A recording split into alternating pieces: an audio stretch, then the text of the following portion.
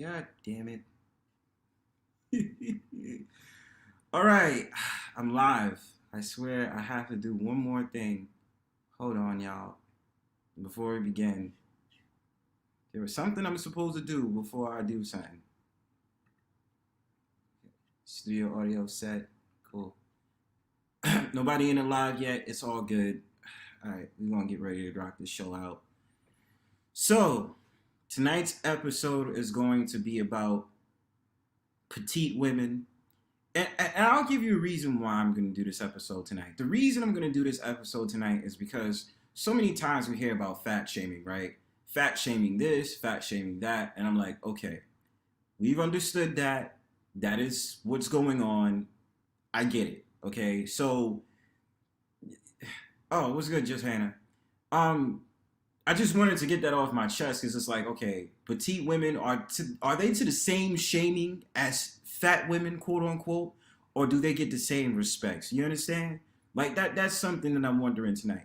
So I'm gonna probably do 2 to 3 videos besides play my music and all that other stuff. This is gonna be a short stream tonight. I just wanted to see how far I can get with it. Fair use for all of the videos I use, because I don't want my joint getting copywritten and all that other stuff. But make it a short live because I got things to do. So hop on the stream to do. So get your ass on the stream and come through. Come through. Come through. So, all right, we're going to start the show off in like 10 minutes, 5 minutes or something like that. And then I'm going to get into my topic. And whoever comes in for the StreamYard, the link is there if you want to come in after I do my music. So we're going to set up because I'm pretty sure I just started. So people are just coming in. So I'm going to play the music and we're going to get started. So let's get busy. Know what I'm saying? All right. Hold up. Let me get my joint off, son. Let me get one.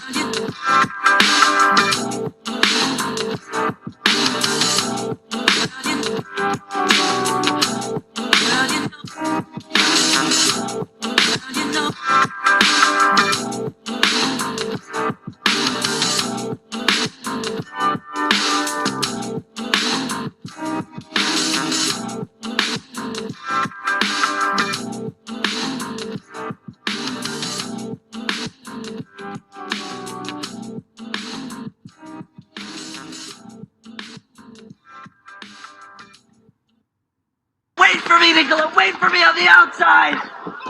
We were gonna go to Hawaii. Man, that's gonna get you so much.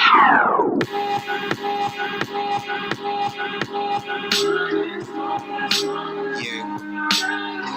Yo, check it out, yo.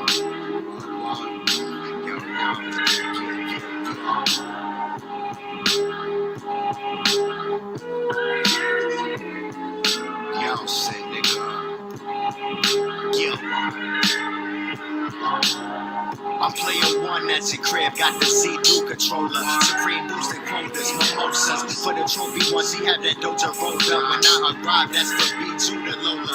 Con might get down and boner, but I can't lounge and hold ya. That's cold, but you dig the background and persona. I'll blow my phone, just know you're rolling home.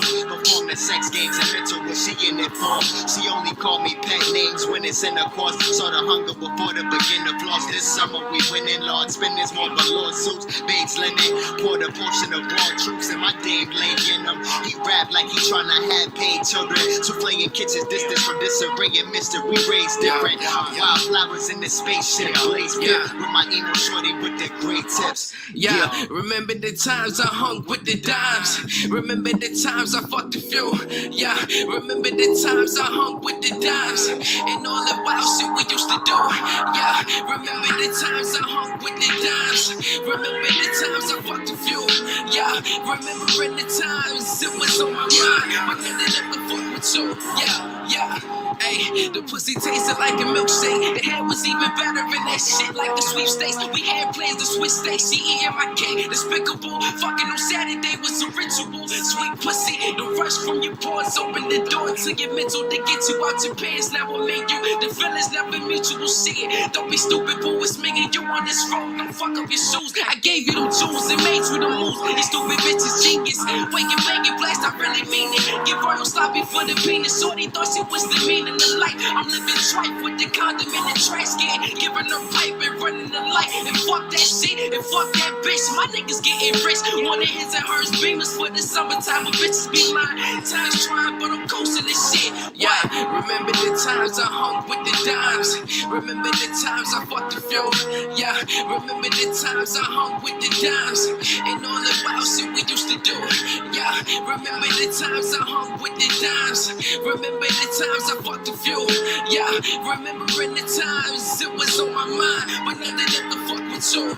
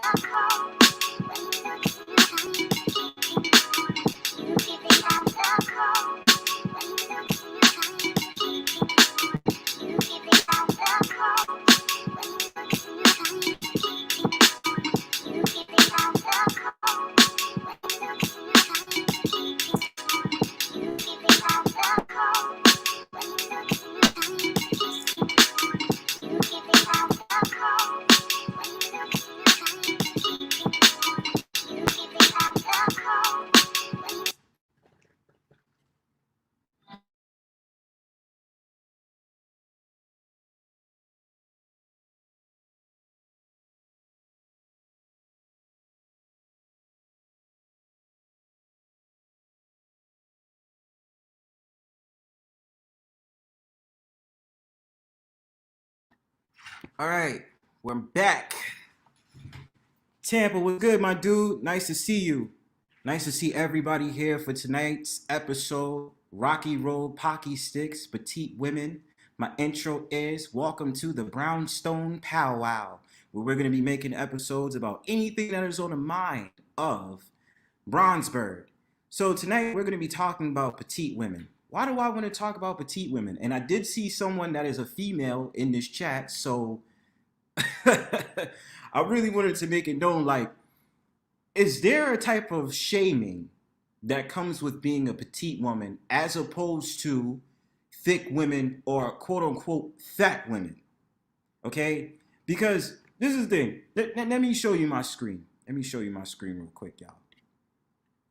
Now, I've been watching a little bit for a little while and all that, right? Oh, hold up. Yep. Oh, shoot. But I've been seeing for a little while, like, it's... So let me show you something. So y'all see this, right? So y'all see women like this, right? Now, you have petite women, like women that don't really have titties like that don't have ass like that, right? You see that. And as opposed to thick women, right? See all this, see all the goods, you know what I'm saying? That have the whole shebang and bang and a boom boom.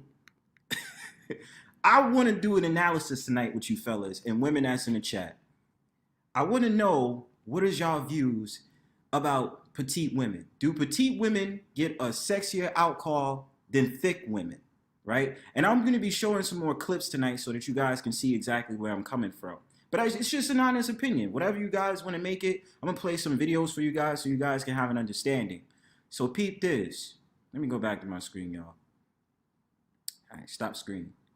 So, yeah, that's basically what I really wanted to get into. If any fellas could hear me in the chat, still put that one up. If y'all could put a one up for me, if you can hear me. I'm going to drop the link in a couple of minutes. I just wanted to get a perspective and get an idea. I feel like I'm all over the place, but just rock with me. So the first clip I'm going to play, right? I was just thinking this in the back of my head, fam. And this is why I want to get y'all opinions about petite women. Are petite women as attractive as athletic fit women? Would you date a woman that is petite? You know what I'm saying? Like, if y'all get what I mean, put a one in the chat if y'all can hear me. But let's just get to the video real quick. I'm gonna drop the link in like a few minutes, you guys, so you guys can get an idea where I'm coming from, brothers. Hold up. Good looks, bro. I appreciate that. I'm gonna drop the link in a second so you fellas can come up, so you guys can give your opinion about petite women. If y'all want to give y'all perspective, give me about like 4 or 5 minutes on it. But I just want to give an idea and a perspective and all that. You know what I'm saying? But this is also an episode where I want to get the body types that you brothers prefer. Like, if you prefer big girls, come out and say it. I don't have no judgments. I don't have no calls on it. I'm not gonna say or shame you for liking fat women. If you like skinny women, then say so. It's not a problem tonight, fellas. You could say whatever type of woman you prefer. That's all I'm saying. You feel what I'm saying? Because it ain't nothing to hide here. It's the Brownstone Pow. And if there's any woman in the chat, you are allowed to say all that. Let me read some comments, shall we? Okay, so we got, oh, peace to you, perfect timing. So he says, what is the question that's being answered? I don't know that much about women. Well, mysteriously, I'm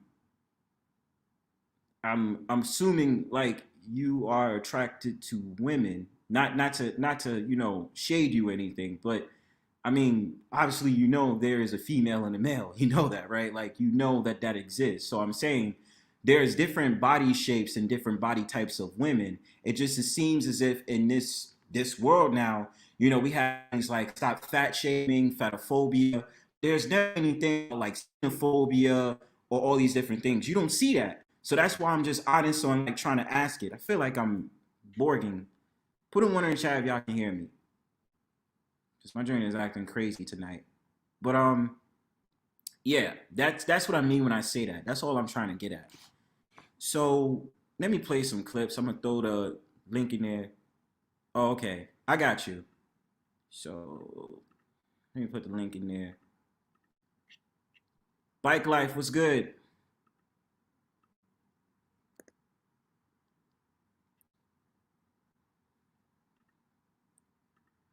All right, so yeah, the link is right there if anybody wants to come up and they want to talk about any type of like body shape you prefer. I also got some clips as well that we can browse through a little bit later on the stream. It feels like I might end this stream a little bit early. I don't know. Like the connection is acting crazy tonight, guys, and I don't know if I'm borging or whatever. You know what I'm saying? So we'll see. But the link is right there. So I'm gonna just play some vids so that y'all can get an idea about where I'm coming from, so that we could talk about it. So let me load up my screen. Give me 1 second, you guys.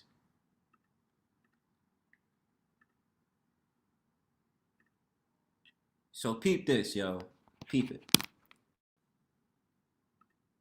Just because we fit society's standard doesn't mean that we are comfortable in what we got going on. In society, we see girls who have big butts, who are built like a hourglass. And you guys sit up here and tell us to eat constantly, eat more so we can gain that weight. When you guys don't understand how hard it is for us to gain that weight. We Sure, I forgot. Fair use, too. understand that everybody got different type of bodies, but sometimes our skinny, my skinny, isn't the skinny that y'all want to be. And don't sit up here and say skinny girls are the standard. Skinny girls are the standard. No, and skinny girls with a big booty. That's the standard. Y'all don't ever want to be our side unless y'all model or y'all want to model. That's the only path we can say. But y'all don't want to be 5'7", 108 pounds. Or what? Like, you know, that's all I gotta say. You know, love yourself, body positivity. That part. So I have a really hard time gaining weight, I don't and be seeing no dude. Pounding will disappear. Oh, nah.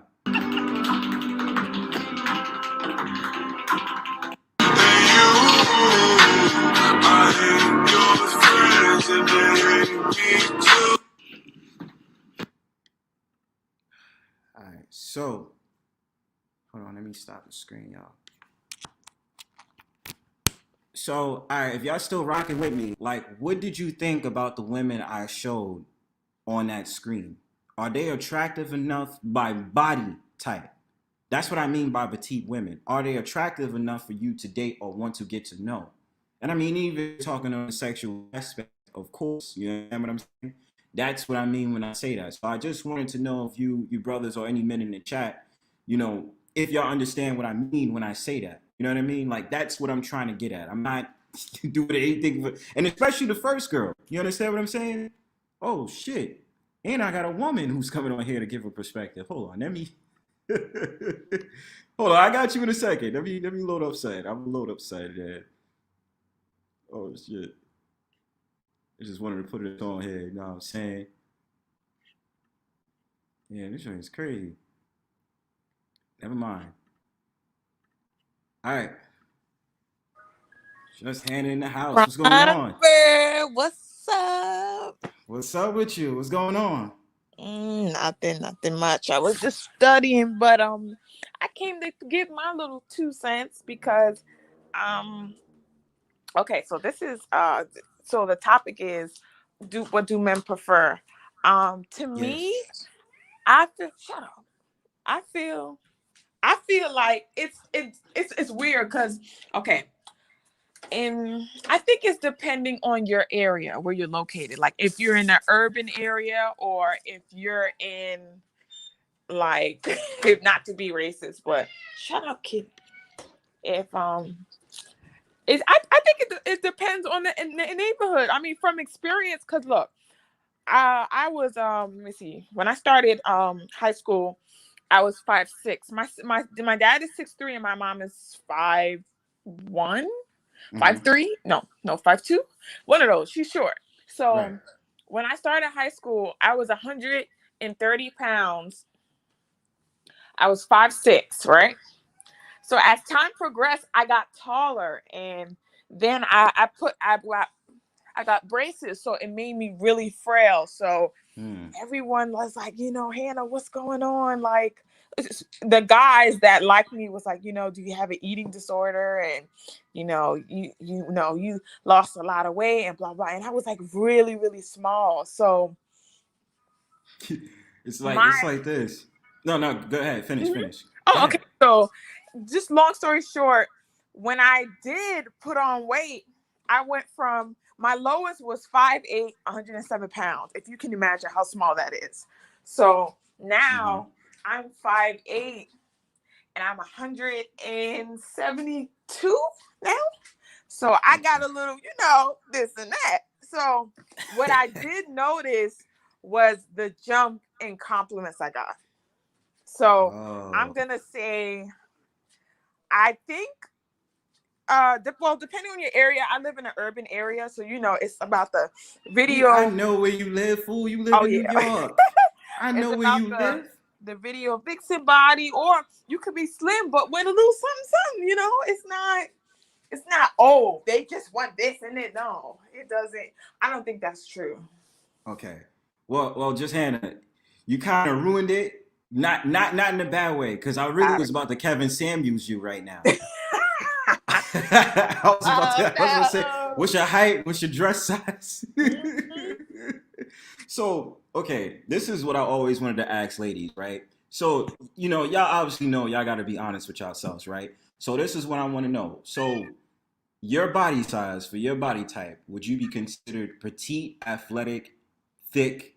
Because, obviously, like, what it seems like by your avatar, you're obviously not fat or like, big boned. You know what I mean? So I always just get curious because it's like sometimes the idea of asking a woman, what is your body type or what do I think your body type is? Sometimes it just be like, well, if I say this, they might get offended. But if I don't say it, you know what I mean? They might feel like I'm lying to protect their feelings. You know what I mean? Mm-hmm. I mean, no cap.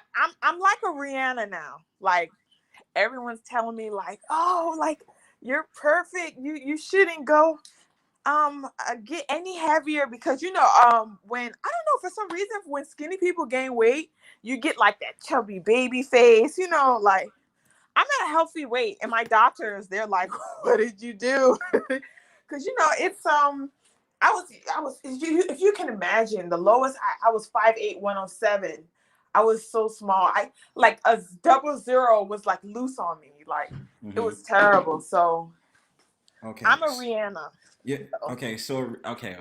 Because I'm trying to think of because Rihanna did obviously like get a little thicker. You know what I mean? He did. So because I remember when Rihanna first started out, she would be considered petite. Yeah. You know what I mean? That would be accurate to say. But over time, music career and stuff like that, she started putting on some weight. But it is all healthy. You know what I'm saying? So it's not like it's because this is the thing. Because you did reach on something that I agree with. Because you know how certain sizes work for certain people. So that's what I was thinking. Because certain girls that you remember as skinny, when they gain weight, it's just like it don't match you. You know what I'm saying? As a guy, I don't know if it's different or whatever. I've maintained the same weight since probably junior high. Oh, that's dope. Are you tall? I'm not. I'm below 6 feet. I'm below 6 feet for sure. But I'm not tall. How tall are you? About 5'6", 5'7". Oh, so you're beefy. But a brother try to work out though. You know what I'm saying? Yeah, like, see, there's not. See, now this is the thing. Okay, so from what my doctors used to tell me was, petite means skinny for short people, but skinny is for tall people. See, and that's I'm glad that you mentioned that because I was having a conversation yesterday, right? And the conversation I was having was like, does petite? When you say petite, are we going by height or are we going by actual body size when it comes to women? Because you can't say petite for men. Like you can say skinny, scrawny, athletic. Then like, brolic is weird because they have a term called skinny brolic. Then besides skinny brolic, it's obviously it's the big and tall and big and this, that, and the third. You know what I mean? So it's like weird because with men it's just like set, but with women. You got petite, skinny, and no lie, they do have a very skinny woman that looks unhealthy skinny. Now, I couldn't even say she's petite. She's just straight up skinny. And that's why I thought to myself, I'm like, so when we go on a conversation about being petite, now, does height have to do with it? And it seems like it does. It does. And that's the craziest thing to me. So when it comes to petite, could it be a thick girl, let's say, is 5'2", would Mhm. she still be considered petite? She'll be considered sporty. Like, you know, like you ever see Keira Knightley? Keira Knightley's short, but she carries most of her weight in her thighs. You know, so she used to Karuchi Tran would be called petite. Okay. Yeah. But she's short, but she's not. I don't see. It depends. It depends because even with guys, like you have short. I have a friend. He's short, but he's stocky. You know, he's beefy. Like if he was to put on weight, put on weight, he would be fat. So because he's so beefy, so it's all dependent on your body type and your height. Right. And you know, I agree with you. I just know for sure it's just more sensitive when it comes to women. So that's why I'm just like, you know, how far do we go? Because even when I first came into the term petite, I'm just naturally thinking, oh, petite means just small girl. It doesn't have to do with height. It doesn't have to do with, you know what I'm saying? It just has to deal with the body size, the body shape. So now that I got this yesterday, because one of the girls actually schooled me on this, I was just like, you know, oh, I didn't know it had anything to do with height. Because obviously I know there's thick girls out there, obviously. You know what I mean? There's thick girls that could be 5'1" to 5'3" or 5'4". You know what I mean? So it's just like really crazy to me. It's like, oh, height. So you wouldn't be considered petite, but you would be considered, because I can't, obviously you wouldn't be skinny, obviously, but you would. A lot of people say I'm slim. Slim. So you probably got the goods, for lack of a better term. Yeah, I'm not curvy. Like they even have I forgot. There's names for it. There's ectomorph. There's let me see body types. Okay, there it is. There's different names for it. Right here. So the first one, dang, I'm trying to find it. There's a chart that my doctor had gave me, and it was basically different body types. Let me see. I see ectomorph. Was it like body types according to like how the height? Yes. Okay. So the ectomorph is is skinny. Then the mesomorph is curvy, and the endomorph is average. Okay. So the ectomorph, when they gain weight, it's hard. It's faster because the way their metabolism is straight up and down. When the ectomorph is curvy, it's more like a hourglass shape. So the weight individualized to the breasts, the thighs, you know, to the hips. Dropping jewels. All right. That's so okay. So what's your size, right? Height included. Now this is the thing. I wondered this because I was like, there's another YouTuber that I watch by the name of Sydney. I thought she was 6 feet. I thought she was like 6 feet, 6'1". And judging by what you're telling me, I don't know if you guys would be around the same body type, because she seems more sleekier. She seems more of the, like, I don't want to say, because I can't really say petite, but you know what I'm getting at. Like, you know, she has less curves. So when I was on her stream, I was asking her a question because we was talking about something, and she had told me, she's like, yeah, I'm 5'8". I was like, whoa, like, wait a minute. I was like, I didn't even realize that, because by what they look on the camera, she looks tall.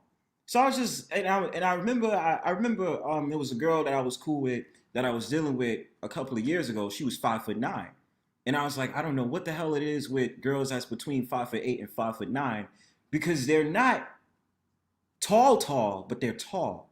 You know what I mean? Yeah, like so for an example, I know someone who's 5'8", but she doesn't have as much legs as me. Like I'm 5'8", but I'm all legs. Okay. I'm all legs. So like if you look at Rihanna, she's nothing but legs. Like, yes, that's true. She has meat, but it's a nice proportion. But now, here's the tricky part. You ever see Ruby Rose body? Yes, I did see Ruby Rose body. Yeah, that's true.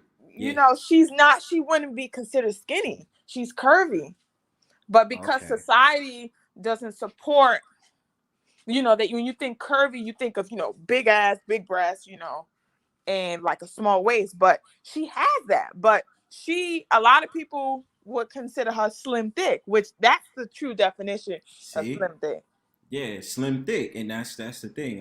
Hold up, what's good, Mysterious? My question for Hannah is, do you feel like it's a good thing for society to have standards, or should all type of bodies be accepted? I think, but that's the thing. Like, I think at the end of it, like, I want to support health. Like, I don't care what body you are. You can be big, you can be small. I just want health. But like this overly obese thing, like for an example, Lizzo. Now, I support Lizzo because she works out. There's nothing wrong with her body. I don't find anything wrong with her, but I'm not going to support. Y'all know Tess Holiday? She's huge. I know her. Yeah, Tess she's Holiday, huge. you said? And yeah, and she you know, she doesn't support, you know, healthism. Like, you don't see her walking in the gym with a bathing suit on. You know, you just see her consuming burgers and all. You know, I don't like that. I don't support that, but I do support big, you know, big girls who, you know, who's actually taking in charge of their health, because at the end of the day, you have to love yourself first. It took me a long time to gain weight, was because I wanted to do what everyone else said, but I didn't gain weight because I was doing it because other people was telling me. But when I came to the realization that, hey, you know, why not put on a few pounds? And I did it, and I was focused, and I did it, but I did it through the gym. I felt like, you know, damn, like, where was I a long time ago? But because that's self-love, it starts with yourself. So That's true. So do you think the society should have more aggressive retaliation against the body positivity or supposed body positivity activists that are pushing this obesity movement? but that's the thing. Just like it's see, this is difficult because at the end of the day, we all are young, but we don't just jump into something overnight. Like, this is a process. Even with me being small, like, I'm gonna keep it 100 with y'all. Like, I would eat once a day. But how are you small though? No, I'm talking about when I was 108, 107, Mm-hmm. I would eat once a day. And my doctor's like, but that's the thing. Like, how do you consider you know, body positivity with health? Because my doctors, you know, by everyone that came, I got modeling contracts left to right. But my doctors, they were pushing, like, I don't even think you should be celebrating this right now. You need to put on some weight. So if something would drastic happen, like, I don't, you know, fall away, like, or just die, because that's small, you know, like, oh, it was crazy. Like, you can see my rib cage. It was so dangerous. And they said if I drop even more weight, like, I'm gonna have health problems. So yeah, here's the thing. How do you support body positivity, but, you know, also, you know, shed light on health? That's the thing. Like, that's why I'm tricky with supporting Lizzo, because I don't know. I've seen her a couple of times walk on the treadmill, but, you know, she did say she was taking some time with her health. I mean, look at Adele. Look at that. Like, you know, she's. I don't think it's a black and white issue. Oh. I mean, I don't think I don't think it's a black and white issue either. I'm just saying. Are you talking racial or just in general? No, just in general. Like, you know, she said in her Vogue magazine that, you know, she went through heartbreak and she ate. And, you know, they asked her what inspired her, and she was like, well, she moved past the heartbreak, and she was like, you know what? I want to take control of my health. Now, see, that was the thing. You know, it was a big issue because her size on Vogue, and they gave her a double page spread, and everyone was like, oh, you know, defending that. But people actually got mad at her because she lost the weight. I have a question for both of you. Spit it, bro. When you're dating somebody, do you view different body types differently, and does it change your level of attractiveness if they gain a certain amount of weight or lose a certain amount of weight? That's a good question. Sure. I mean, I'm gonna keep it 100. I've seen I seen some cute chubby. I mean, but that I think it's depending on the person because I don't go for that. I like because at the end of the day, like there be some fine fat boys out here too. But the thing is, I don't want to.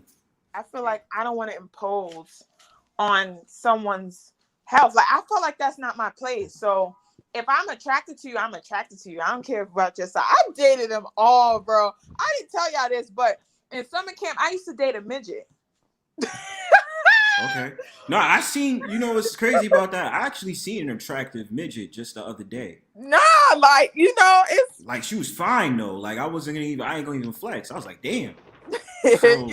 like I dated short, fat, tall. The shortest guy I've ever dated was 5'7". So no, I think he was 5'6", but he was stocky, but he was cute. He was right. Like I feel like it depends on your attraction. How open are you? So I just want to say this really quickly. The dating standards between men and women. I was explaining this to my boy. It's usually the form of a cross. Women focus on height usually. Women focus vertically. Men focus horizontally. And the thing with it is that usually I do have a standard on type of women I date because I don't want to date obese women. The basic thing is if you're taking care of yourself, that's what I care about. You know what I'm saying? Like I've dated a girl from Atlanta a couple of years ago, sweet as ever, and she was considered thick or big boned or whatever, and this, that, and third. But she was fine as hell though, and dark skinned. You know what I'm saying? So my thing about it is I'm a fair trial person. You just have to take care of yourself. You know what I'm saying? I don't like people who's obese, or women who's really too skinny to the point they really need to eat. You know what I'm saying? Like that's just not something I like to deal with because I have to care for you even more than how I cared for you before. You know what I'm saying? While I'm trying to get to know you. You know what I mean? Yeah, and then that's another thing. Like it's because I feel like I wouldn't date a really big person because. Hold on, let me put my headphones in. But I feel like just why, like it's not like, oh, I don't want to date fat people at all. I just wouldn't date them because like I wouldn't know how to say like I would want to figure out their health first, like to see if they're at least trying or because it's dangerous. I'm learning through my my job description, like bro, you could get so big that you can go blind. The pressure on your freaking eyes can burst. Like that's how like your weight is important. So I wouldn't know. Maybe y'all could give me some tips, like if I was to, because I've seen some very attractive fat people, but I just wouldn't do it because I feel like, I don't want to waste my time. Like they might die before me, type thing. Right. I'm gonna show y'all something, an example I'm talking about, like skinny, because I don't know if she got skinny shame, but people were definitely concerned about her. She's a popular YouTuber. I don't know. Is she white? Yes. I know what I'm talking. Yeah, I know what I'm talking about. You already know. Talking about. Yeah, so you already know what I'm talking about, and that's the thing. I was just like, see, that's unhealthy. You understand what I'm saying? Like, you see it right here. Yeah, that's terrible. You know what I mean? And it's like, look how healthy she looked. She looked healthy in this photo. She actually gained some. She actually gained some weight, but she lost it back. Yeah, I was looking at the YouTube journey about her because the first time I ran into her, I think they was doing something like she was trying to teach people how to twerk. What? Yeah, and it was kind of like an epic fail just based upon how she looked. You know what I mean? And I was just like, look, if she would have put on more pounds, or obviously ate, you know what I mean, she would be attractive. But she lost all that weight and it's literally skin and bones. Yeah. Do you think culture should put a focus on people being in the gym and exercising more? Repeat that, bro. Do you think culture should put a focus on people being in the gym and exercising more?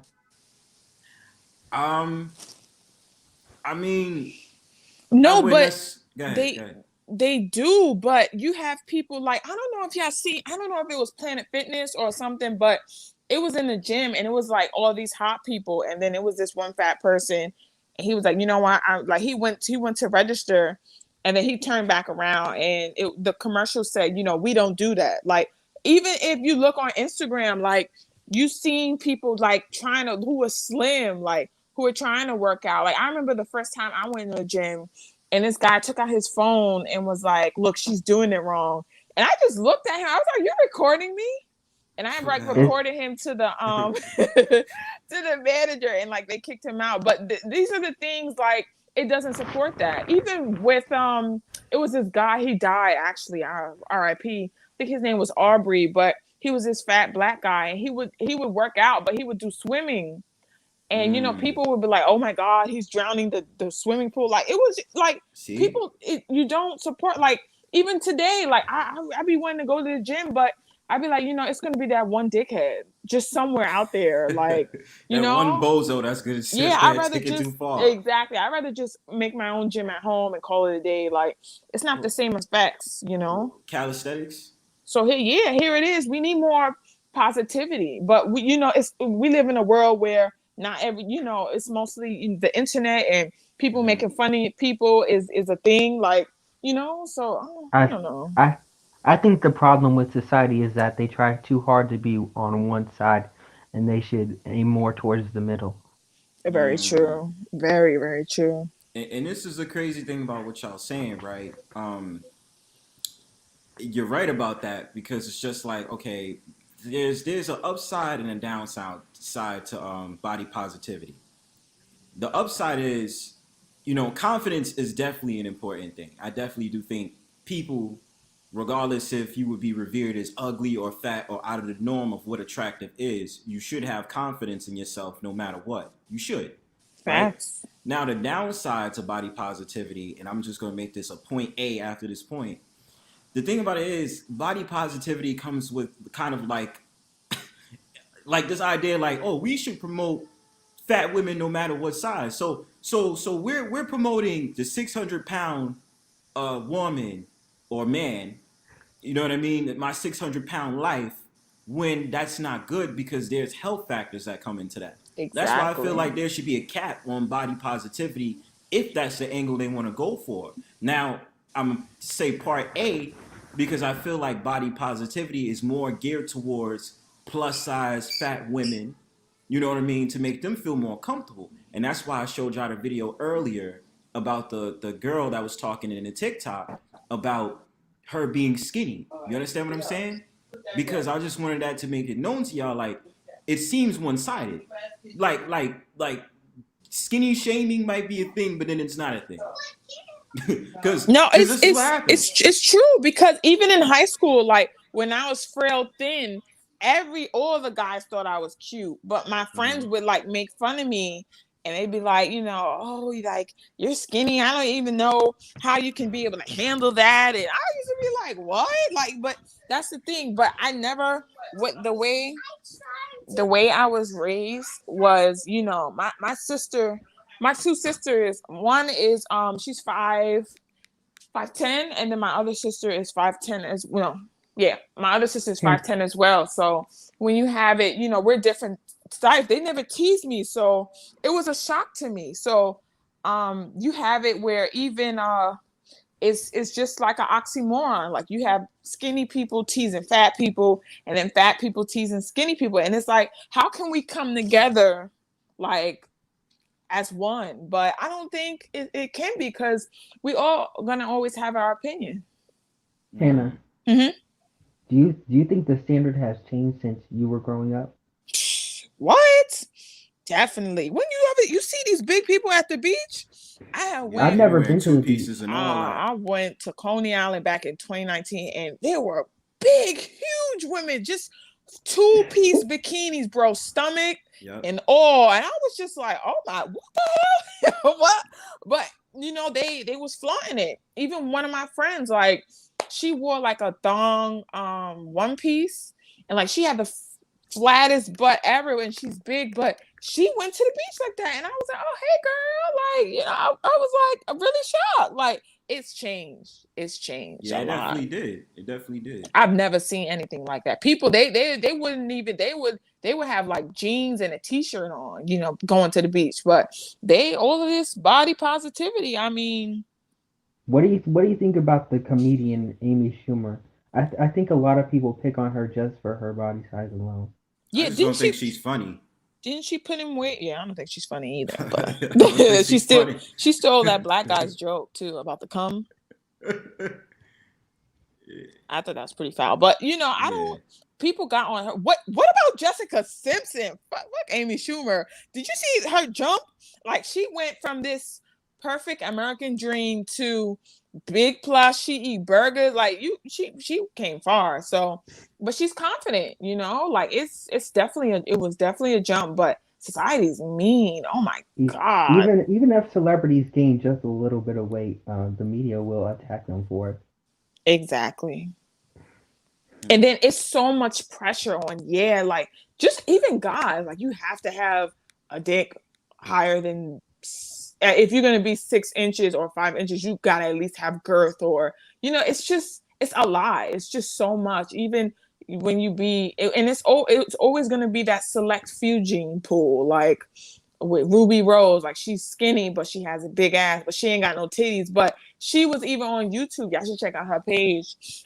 She was talking about how she's like, people say, oh my God, you have like the perfect body type. But she was like, hello, I don't have no tits. She was like, you know how many guys called me a man in high school? Like, wow. Yeah, like, so it's always like I said before, no one's perfect. Like it's always gonna be this, you know, let me stuff all this down your throat and you have to be it. Like even with her, like she was contemplating and she was like, you know, she wants tits. She was like, she wants the money, and she was like, it's an insecurity of hers. Like she was like, she loved her body, but she said, you know, her tits, like.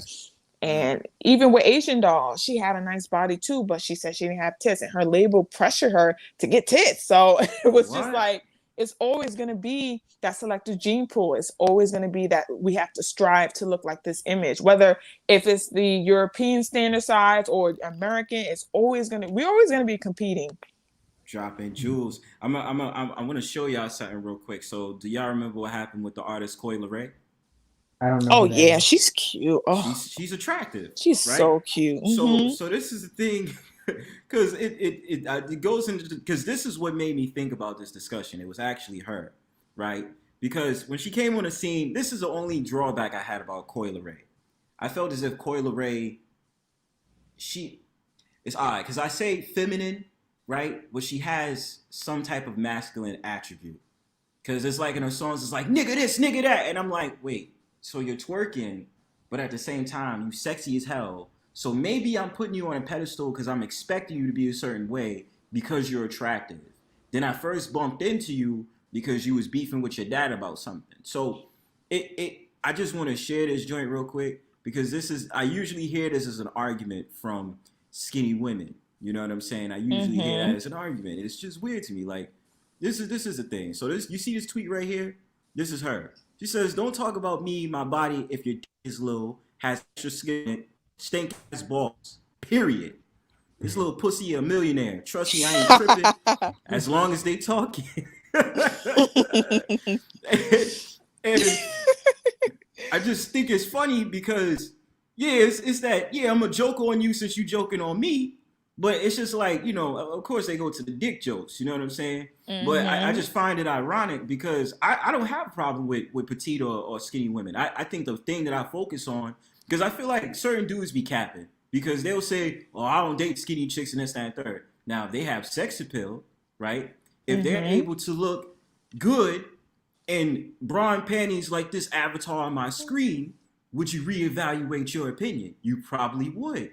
That's why I say this conversation is very important because dudes will say, no, I'm not with that. I'm not with that. But I'm just like, it's a lie.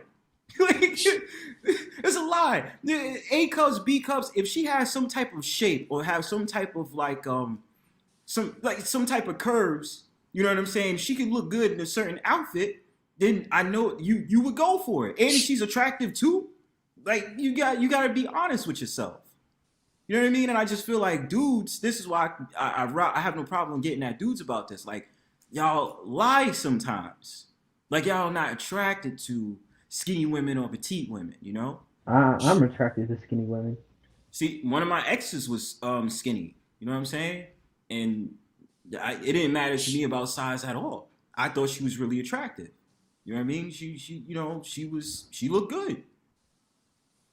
Oh, I don't know what I mean when I say that. I just Oh that's my no, opinion. trust me, because it's like the selective gene pool that's perfect, like that and it's weird because even when people go to out of countries to get BBLs and shit like that, like it'll never be enough. Like that's why people go back because they're like, you know what, my stomach isn't small enough. I just want a little bit small. Like it's really, that's why people make so much money, because insecurity. I mean, think about it. It doesn't make any sense. Why would you go to another place to get liposuction that's burnt out of your stomach, bro? You know how many people have GERD now, have developed GERD, or which is gastro, I forgot what it's called, but they were saying how, insecurity is the biggest moneymaker like in the entire world, because yes, it is. It'll never end. It will never end. Even okay, so I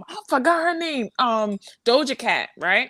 Mm-hmm. Yeah, how she, I don't know if y'all seen her before, but she had put on weight. No, I know Doja Cat. They was like, oh, her body's perfect, but she ain't got no hair. So she took her weave out and she showed everyone her hair, and it was like, yeah, but it's not straight. Like Doja Cat is bad. I don't care what nobody says. She's bad. I agree with you. And she has an amazing personality. Like, I didn't like that little black little thing she was talking about. I didn't like that racism, but I'm just saying. Wait. Hold on. Yeah, I didn't like that shit. I'm sorry.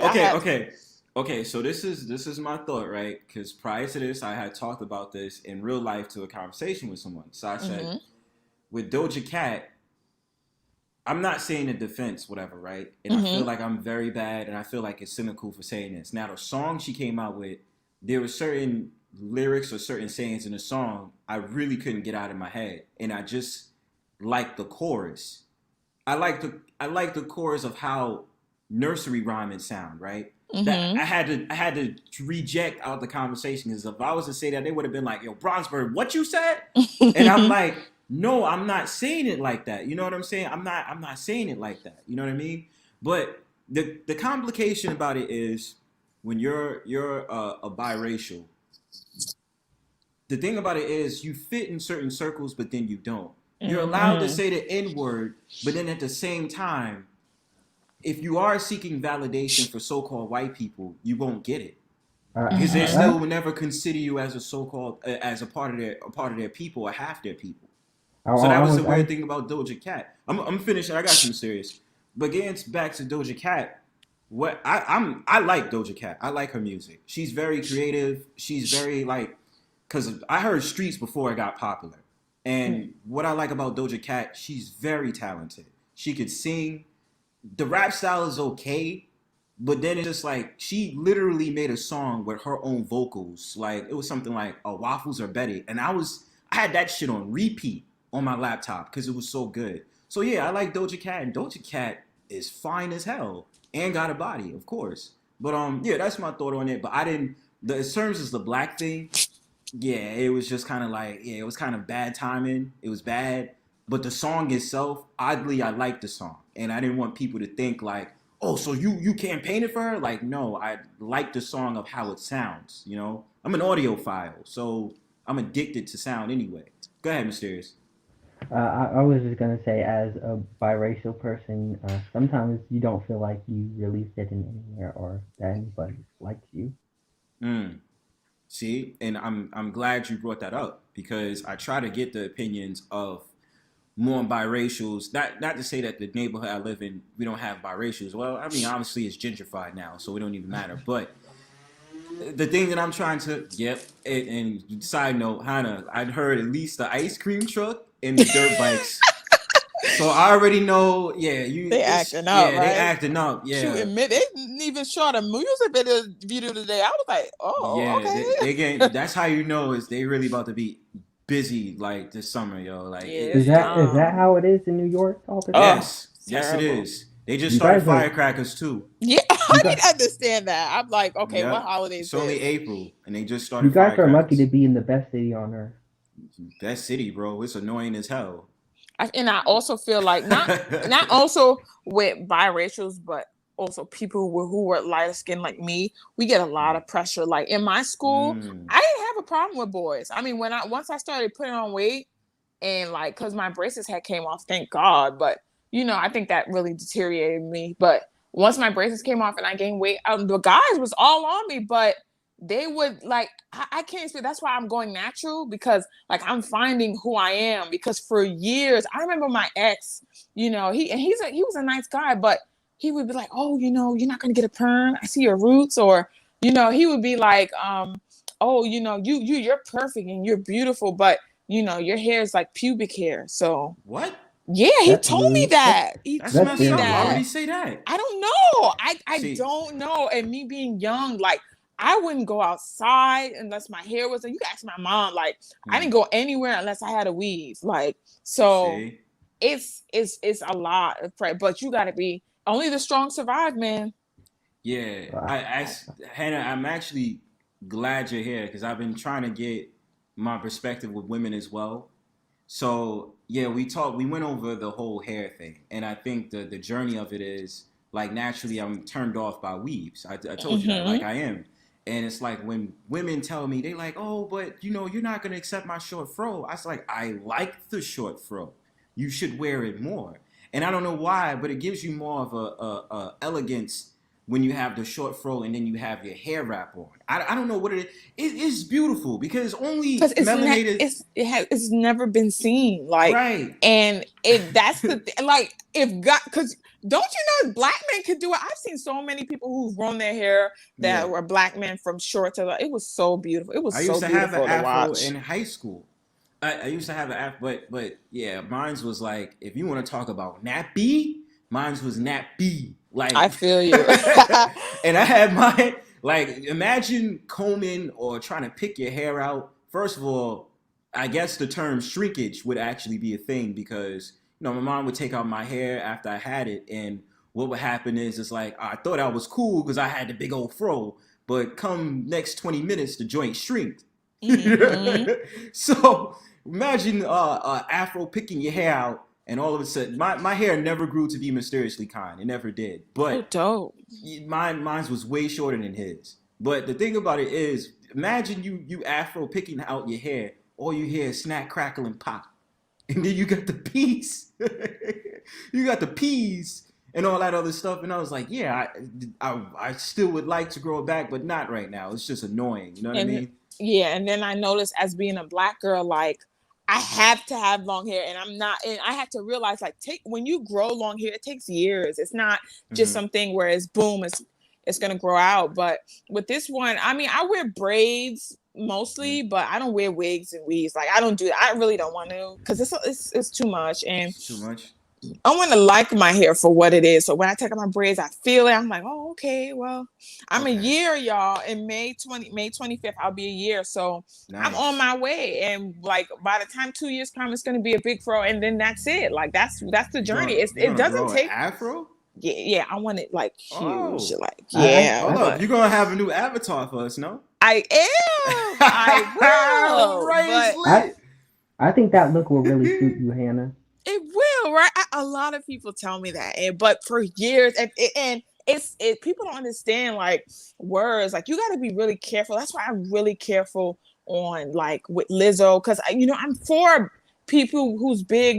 Because at the end of the day, you have to accept yourself for who you are, but it's dangerous on both sides. You're being overly big and being too skinny. Like you just Right. got to come to a balance, But I agree. I'm careful of what I say to people. I don't Brown be. Brownbird. Yeah, what's up, bro? For a future topic, can we talk about the idea of systemic racism and whether or not you think it's a thing or not Systemic racism, like in just police? police. Yes. So you mean like get along the topics of like police brutality and all those type of things, right? Yes. Okay, yeah, bro. I'll put that in my ideas. Cause I have a whole list And I'm still doing videos on a weekly basis. So yeah, I'll definitely put that on there for sure, bro. And also another topic I'll talk about later on my YouTube journey, just for a heads up, the frustrations of being so-called African American or melanated people. Also about how people feel about these British actors doing these Afrocentric-ish films. That's also something I want to talk about because you had the dude Daniel that did the whole entire, Judas and the Black Messiah, and Cynthia Erivo has been in a couple of films and all that other stuff, and a lot of public figures. Who's because it was one of them that's like Caribbean, but I still, because I don't look at Caribbeans different from me. I'm a so-called African American, but the thing about it that I try to ask about is, how do Africans feel about it when they hear the topics about how we feel about people like Daniel acting on those films. You understand what I'm saying? Stuff like that. And it just pondered my mind because I was just like, yo, like, if it was like it's not Malcolm X, but any other public figure that might have been Caribbean or so-called African American, let's just say, God forbid, Farrakhan died right now. How would I feel if there was a light-skinned South African or African that acted in this film, or someone who's from France or something like that that's a so-called black person? I would just be like, why couldn't you get someone from North America to portray him? You know what I mean? Like, those are topics I want to talk about. And I'm obviously I want to talk about this weird-ass little beef or misunderstanding between so-called African Americans and Caribbeans, because I don't understand it. It's just the weirdest thing. Like do you guys know a lot about Caribbean culture? I'm black, so I don't really know anything about it. See, I grew up around Caribbeans, right? Like me and Hannah went over this before. Like I used to chill. I think technically I still do chill in the Bronx. Now, there's a portion of the Bronx where there's a bunch of Caribbeans, and I grew up with Jamaicans. You know what I mean? So, obviously I grew up around so-called African Americans. I grew up around Jamaicans. So Caribbeans, even Africans. I realized like a couple of my friends is African, but I grew up with them. I've never met a Caribbean person. You never met a Caribbean person? No. That's wild. So what's it like in your town? Is it only white people and black people? Mostly, yeah. Wow. Okay. I mean, I get that because I still have to realize in certain portions of the country, they don't have certain nationalities or even melanated people who exist in those sides. Like, it's weird to me because even in the South, I hear a lot like they be like, oh, it's a sprinkle of Dominicans that live out there. And I'm like, oh, but in New York, you see them all around. So that's why it's like different. It's like, whoa, what you mean? You not used to seeing Caribbeans? I've been to a lot of towns where it's like 90% white. Okay. And just to derail it for a second, did they ever make you feel out of place as a biracial? No. Okay. Cool. Yeah, but we can go over that for sure, bro. I got that on my list. So, thanks for mentioning that up. I'll bring that up later on in my YouTube journey. But I just wanted to probe JustHannah because, I'm interested in getting women's perspective. So now you didn't really get body shamed by the men in your school. Did you get body shamed? Oh no, yeah, I did. You did? But they were so I didn't get weight till I got in college. So which was like years later. But they would tell me, they'd be like, I don't know, like they was pushing me for this when they would come to me every year and they'd be like, I feel like you're gonna go through puberty, or like, because I was really young. I graduated college 16 and a half, so what? I wasn't. Yeah, I was a little bit. What? I was young. Yeah, I graduated. I left at 16 and a half. You had college privilege. What the hell? Yeah, but I needed a break. It was too much. But I didn't get. And they were like checking my Facebook, and they was like, you skinny, but you fine. I'm like, oh God. Like they were waiting for me for this transformation. I kept telling them like, it's not gonna happen. You're gonna have to accept me for who I am. But they would all talk to me down low. Like they wouldn't. It was really weird. Like I remember this guy. He was like a footballer. He got my AIM do some girl, and they was like telling me, I wanted to talk to you for so long, but I felt like you weren't my type because you were so skinny, and I was like, oh God, it was terrible. Okay, that, and I also want to get to the hair thing real quick because I think it was also important. Like, it's hard for me to say, right? So, what do you think that you was getting more attraction from? Was you getting more attraction when you was wearing a weave, or was you getting more attraction when you was wearing it natural?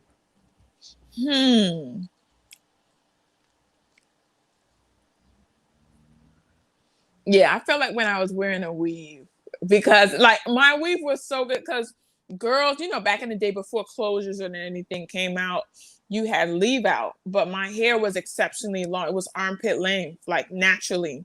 So when I would do my leave out, people would be like, "You have a weave?" I was like, "Yeah."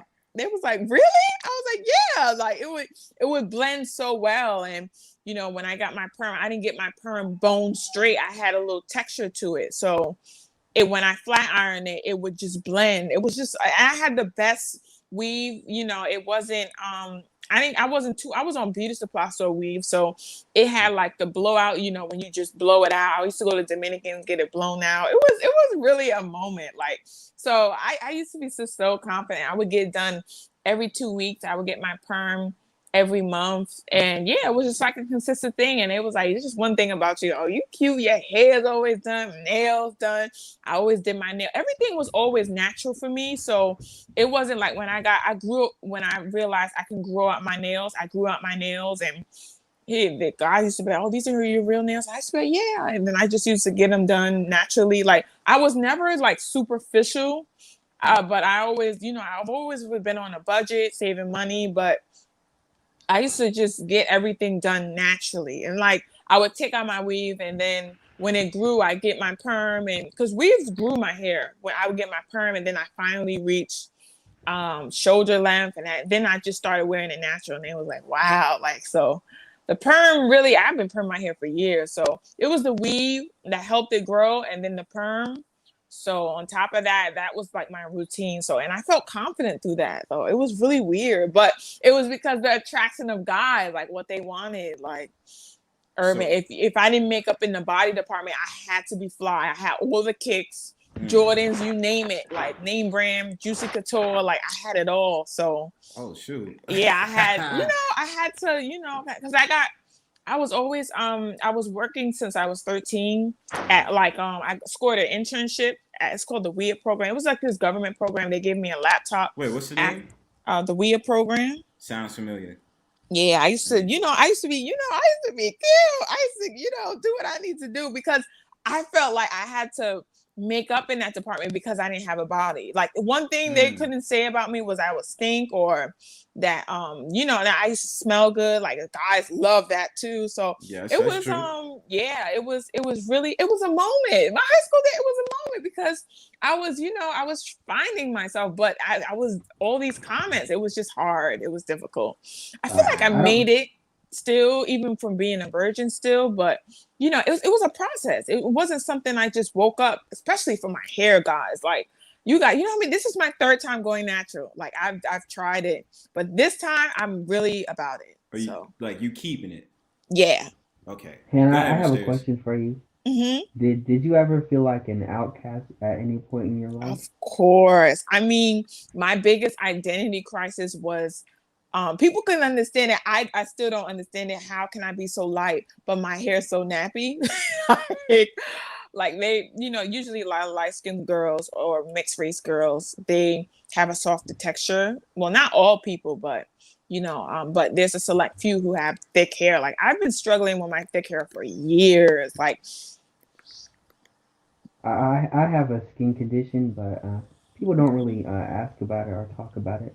Is it what kind of skin? You got eczema? No, I have vitiligo. Oh, really?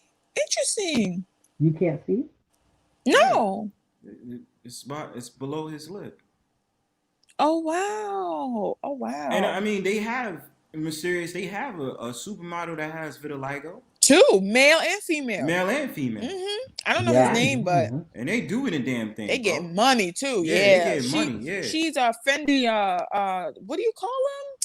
a Fendi and on ambassador. There he is. But I wasn't born like this. It happened actually about 2 years ago, and I never really had a strong confidence. So Oh, you should. You should, bro. You should. You should, bro. Like People- it's very important that you gotta People look will- yourself in the mirror. But that's the thing, Mysterious. Before you say people, that's why I say you gotta internalize yourself first. Like Yeah, it doesn't I take used to get overnight. dissed on too. I used to get dissed on too. So my thing is Really, like, what they used to say? joking about my height, like, oh, you a short dude and shit. Interesting, really? Yeah. What else they used to joke on me about? A bunch of things. I can't really recall it for what it is right now. But the one thing about me, they knew that I'm a fit dude. Like I guess just naturally brolic, I guess, or whatever. Nice. Fit. So yeah, they used to say stupid stuff like that. I'd be like, okay, but even if girls said it, I'd be like, but you still like me though. So at the end of the day, you're still paying attention to me. You understand? My thing about it is I don't like today. I don't get joked on. It's just kind of like whatever. But like I don't know how to describe it because I keep myself in shape that nobody can tell me I don't. But that's what I'm saying. With confidence, it says the internalizers is first. And Mysterious, that's why I want to say to you, you have to internalize yourself and feel better about yourself before you rely on the validation of other people. It should never even be a validation of other people. It should be a validation of yourself. You know what I'm saying? And let me respond to Eric real quick. No, I'm not from the Caribbean. I'm at most, bro. I was born in the Bronx. So when you're talking about a straight up so-called African American, my mother and my father is straight up so-called African Americans. But let me continue with you, Mysterious. My thing about it is you gotta look inside yourself and understand the beauty that's inside of you, bro. That's real. You know what I mean? And this is why I always advise from the Brownstone Pow, even in real life, your journey is your journey. You know what I mean? Because that's the most important thing. Because you gotta act as if people just don't give a shit about you. Honestly, that's how you gotta view it. Like people don't give a shit about you. That's a difficult pill for me to swallow. Well, it's the truth, bro. Because if people can see a weakness in you, alone. no. But if people see a weakness in you, they're gonna act upon it. Now, if you this is why you should give more credit to people who just don't give a fuck. Like I'm one of those people. I'm slick out my mouth. I don't care, but I still can be a cool, laid back dude. You know what I mean? But the thing about it is, the confidence I've had, I feel like I've always basically had confidence. There's times I've been insecure or felt as if like I didn't feel attractive enough for this, that, and third. We all been through it sometime in our life, right? But at the same time, we knew to take that and just be like, well, if this is a trait you don't like about me, it is what it is. Just like Hannah said the same thing. You know what I mean? So you have to just be like, screw it. And let me just give you an example just off the fact of the matter with your skin condition. Now, you had the woman that's supposed to be the Fendi ambassador. Now, she is getting modeling contracts galore. I think she was on America's Next Top Model as well. You know how many times they sat up there and said, oh, she's a cow, she's this, she's that. And she'll never, they told her, because when you do American Next Top Model, you'll never make it. Like no one, even Eva Messier, she got that one CoverGirl contract, but she didn't get nothing else. She did it ghetto, those little ghetto photo shoots here and there. But this girl, I forgot her name, man. The vitiligo model, she's couture. They get paid. I can't even describe to you how much money they get paid, but she does artistic photos. She does Vogue, and she's the only one that made it.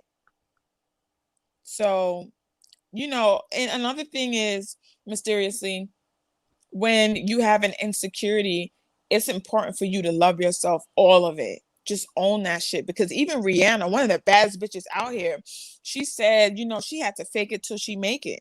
This isn't, I know, because it's a process. Even Rihanna said it. She was like, she didn't just wake up one morning and was like, you know what, I'm the baddest bitch. She said it took her years. But that's what about development is, and understanding your body and growing up into it. You do things and you love every part of yourself, so that when you, because if you love yourself, no one's gonna use you as a target, because it's like, okay, do an Eminem, you know, yeah, I lived in a trailer park, and you know, like it's one of those things where when you own it, no one can ever come at you, because it's all about, you're different. Shit, they're like, oh, you don't look like everyone else. That's amazing. Own that shit. Her. She gets paid a lot. I think what's her net worth? She's done everything. Versace, Chanel. She's done what she's done? What do you call it? Fendi. You know Fendi. She should do movies. I don't think she's done a movie. I forgot, what is her name? Winnie Harlow. Yeah.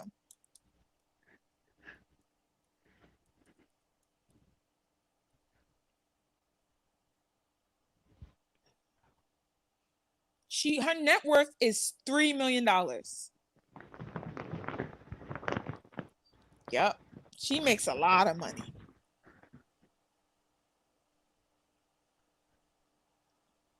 And she's Jamaican. She's one of those. Like,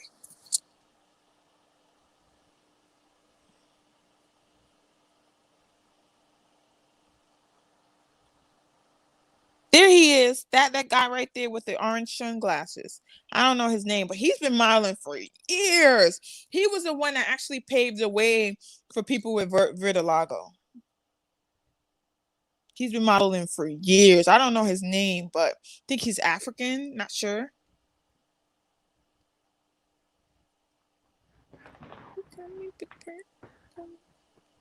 You know, oh, I was off this whole time. But yeah, that's what I wanted to share with you, man. Like, it's about a confidence thing, and that's why I thought bringing this conversation up was pretty cool, because I feel like the skinny shaming is a thing, right? But is it to the same altitude as thicker women? You know what I mean? Like, I don't know if it is, and Hannah just kind of took it away with it, because I was just like, I wanted to know. You know what I mean? Like, I just wanted to know, because I was speaking to Hannah, and then I was speaking to another woman yesterday on a panel, but she's a thick woman, and she's shorter than Hannah. I think she's about 5'2", 5'3". She doesn't get the same, like, she gets compliments all day. But the only thing that happened with her is, within women themselves, the women were getting at her because she's light-skinned and because she's Spanish. So it's just like, oh, well, they don't want to deal with me because yada, yada, yada, and because they secretly are jealous of me. You know what I'm saying? Because she's getting all this attention. But that's something that I need to talk about too. Is there light skin privilege? I think maybe in certain areas, yes. But it's not the same for men as it would be for women. Now, we'll joke on light skin, because me, myself, as Bronzebird, I'm a brown skin man. Like, I've never had to come across the idea of me being ridiculed for being dark skin or light skin. I'm just in the middle. So you couldn't come to me because of my skin tone. You can only rely on my persona. See, the thing about it is, I hear a lot of the times light skinned dudes will get that flack, like, oh, you soft, man. And then with dark skinned dudes, it's like, you're alpha as hell. Now with women, is it the same thing? As light skinned women think they're all that, but dark skinned women are supposed to be viewed as ugly and aggressive. Mm-hmm. Now, that's the crazy thing about it. But I was like, since Hannah, you can give me your story. Do you feel like you had light skin privilege? I do. Because I feel like I can't explain. Okay, so you know, I was, you know, I'm a cute girl, but I feel like it, like, when I used to perm my hair, I had privilege, because I remember modeling contracts, from getting free things. My teachers, I'm gonna keep it 100. My teachers would teach me different, because my and it was weird because I was the only white light-skinned girl. Mind you, it was a different perspective, because my dad's dark skinned, so my little sister's the only dark skinned person, but I never treated her in a way where it was about her skin color. She was always comfortable. So when it was like a culture shock, like, I feel like my friends, they were all dark skinned, so they would pick on me because I was light skinned. So I know my privilege, though. That's why I want to go natural, because it's like that's the only thing that's on my body that can actually screams that I'm Black.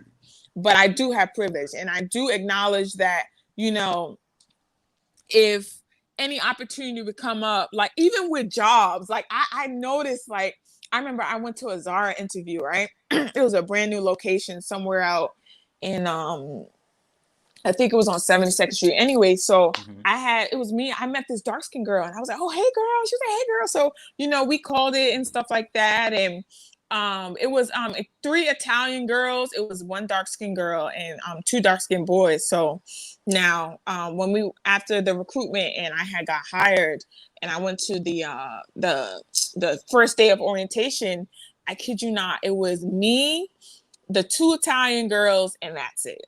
So what? I know my privilege, and people can say whatever they want, but we do get picked more if you're a brighter complexion. Like it's just how it is, and it's so deep that it's subconscious. Like they don't think that it was racist, but now mind you, she had more experience than me as well.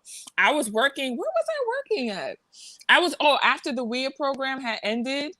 That's the only experience I had, but it was only for 6 months. And that girl, she did everything. She was a cashier at Barney's. She was a cashier at Nordstrom. She worked at Macy's. She was a cashier, and she did what do you call it? Commission. Yeah. She worked at the fragrance center. So she had more experience, but I was telling her, like, you know, she was like, you know, why they picked you, right? I was like, why? And then she told me, and I was like, you know what, you're right. Like I had to acknowledge it, because at the end of the day, you know, it is what it is, but it's the truth. Now, because I didn't have experience, so. Now let's get it a little bit further. So I'm gonna just say my side real quick, and Mysterious, you're more than welcome to jump in if there was any, you know, kickback about you being light skinned or being biracial. Like I said before, like again, I'm a man also, so I guess it would be different in my case, but I'm a brown skinned man, right? So I never really experienced it, right? And I was saying this on another panel. It's weird because when people see me, obviously you know that I'm a so-called African American, but girls that would be attracted to me, they would be like, "What type of Black man are you?" And I'd be like, "What are you talking about?" They'd be like, "You know, you don't look like a typical Black man. You know what I mean? You look like you get passed for like a Jamaican or some type of Caribbean or this, that, and the third." And I'll be looking at them strangely like, "What are you talking about?" People actually say that? Yeah, like if you see me in real life, you know damn well like I look like a straight up African American man. There's no way of hiding it or looking, but it's weird to me because maybe because of my facial hair, I have some type of attributes that make me look like I'm Jamaican, but it's the weirdest thing because it's not like I'm flexing it. I just find it very odd because I got it a couple of times, but then I was just like, it's not a big deal to me. Maybe it's a New York City thing, but I honestly don't understand it because I don't look anything different from another African American man. You understand what I'm saying? My thing about it is, yeah, as a Black American, I look the way I look, but it's just weird because now it's just like, are you trying to say that African American men are just straight up Black American men are just average? Like that's what I'm saying. What you trying to say? Like Black American men can't look good? Because I look sexy as hell. I don't give a damn what nobody says, right? But it's just the weirdest thing because it's like, why would you assume that I'm a different nationality based on the way I look? You understand? And that's just the oddest thing to me. And it's just like, yeah, as a brown skin man, I always loved my complexion. You know what I'm saying? I never try to flex on nobody, nothing. I just love the way it looks. Like, I like the fact of the matter you have like I have red undertone in my skin. You know what I'm saying? Like I have like a tawny complexion. So it's like, I'd never shame dark skinned men and I don't shame light skinned men. So when I was in school, I remember it was this African in my class. She was dark skinned.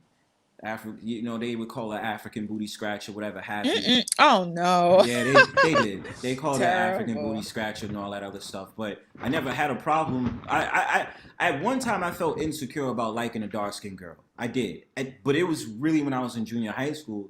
And you know, she's from Trinidad, but I was just like, yo, she's cute though. So what's the problem? You know what I'm saying? And it's like I never try to put light-skinned women on a pedestal, dark-skinned women on a pedestal, or brown-skinned women on a pedestal. I was just like, if you're attractive, you're attractive. I think the whole entire thing of saying up there saying, "Oh, I love red bone" is dumb. You know what I'm saying? Like, I don't get the big deal about it. It's just like, well, she's just light-skinned, and let's not try to front like there aren't light-skinned girls that could be unattractive. Like, everybody of any shade can have someone who's attractive and unattractive. So the mere argument of trying to put light-skinned women on a pedestal is just like, what the hell are you doing? You know what I'm saying? Like, I'll be sitting up there like, I don't understand what the problem is. You know what I mean? Oh, That's a just lot of me. a lot of people just assume I'm Hispanic or something, but do you think people like Cynthia G are racist? Do you consider her a racist? Who? Cynthia Cynthia G. G. Who's that? No, she don't know who She's, Cynthia G is, I think man. she's a swirler. She does not I like don't know black what the men. hell she is. She doesn't. Okay. So obviously, JustHannah, you know, you have a group of Black American women or Black women, because I see Jamaicans do it too, and Caribbean women, and even certain African women, Nigerians primarily. There's this whole thing where they have popular YouTubers or popular people who are against Black men, Black American men. We didn't build anything. We ain't shit. We ain't this. We ain't that. The whole narrative. So Cynthia G is one of those women that has something against Black American men. And every single time there's a story about a Black American man being with a white woman, or the fact of the matter that a Black American man did this, that, and the third, she comes along and she makes all this content. Now, to say she's a swirler, I don't know. Allegedly, it's been said that she got pregnant by a fellow YouTuber who already has 5 kids by different quote-unquote baby mamas. That's allegedly, and I'm not going to go deep into that. But basically, Cynthia G is an anti-Black American man content creator. That's what she is. That's terrible. Now, do I think she's racist? I don't know. I mean, do I think she's prejudiced against Black men? Obviously, yes. But my thing about it with Cynthia G, just like I believe with a lot of these swirlers, they're all full of shit. They're all full of shit. Because nobody, and divestors too, they're full of shit. And I'll tell you why they're full of shit. The reason why they are is they have no problem saying all day, Black American men ain't worth it. Black American men ain't this, we're poor, we're this, we make $10,000 below the so-called white man, we're fiending to be like the so-called white man, this, that, and the third, whatever, right?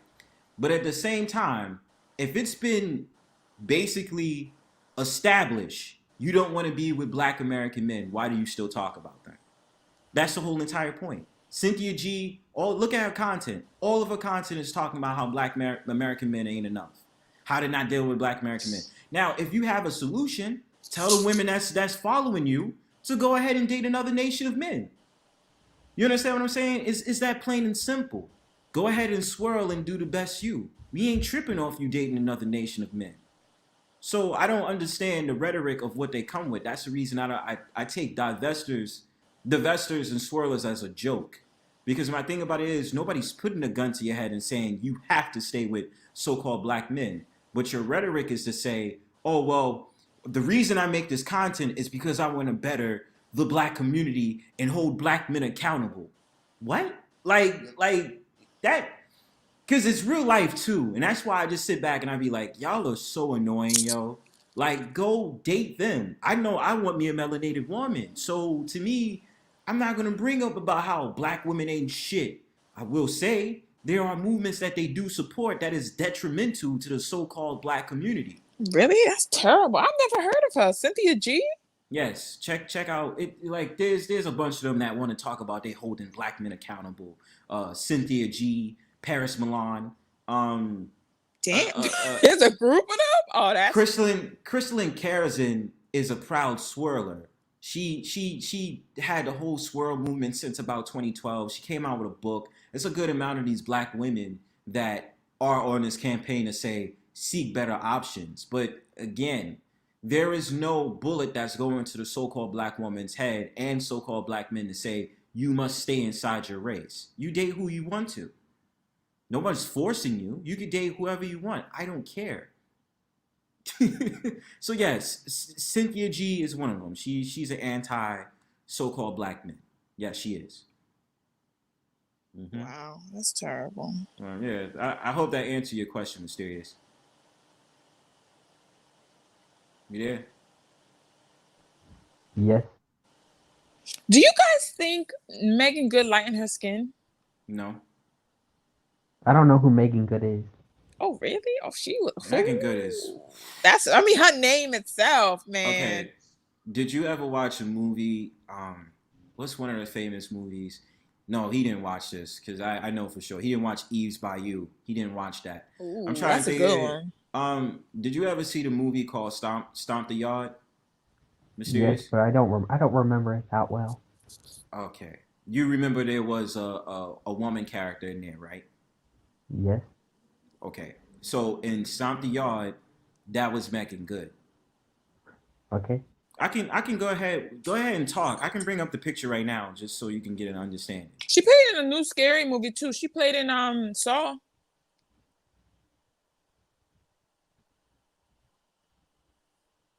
Hannah, why don't you become an actor or a model?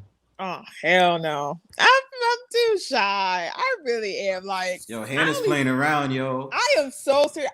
When I'm outside, I only speak unless I'm talked to.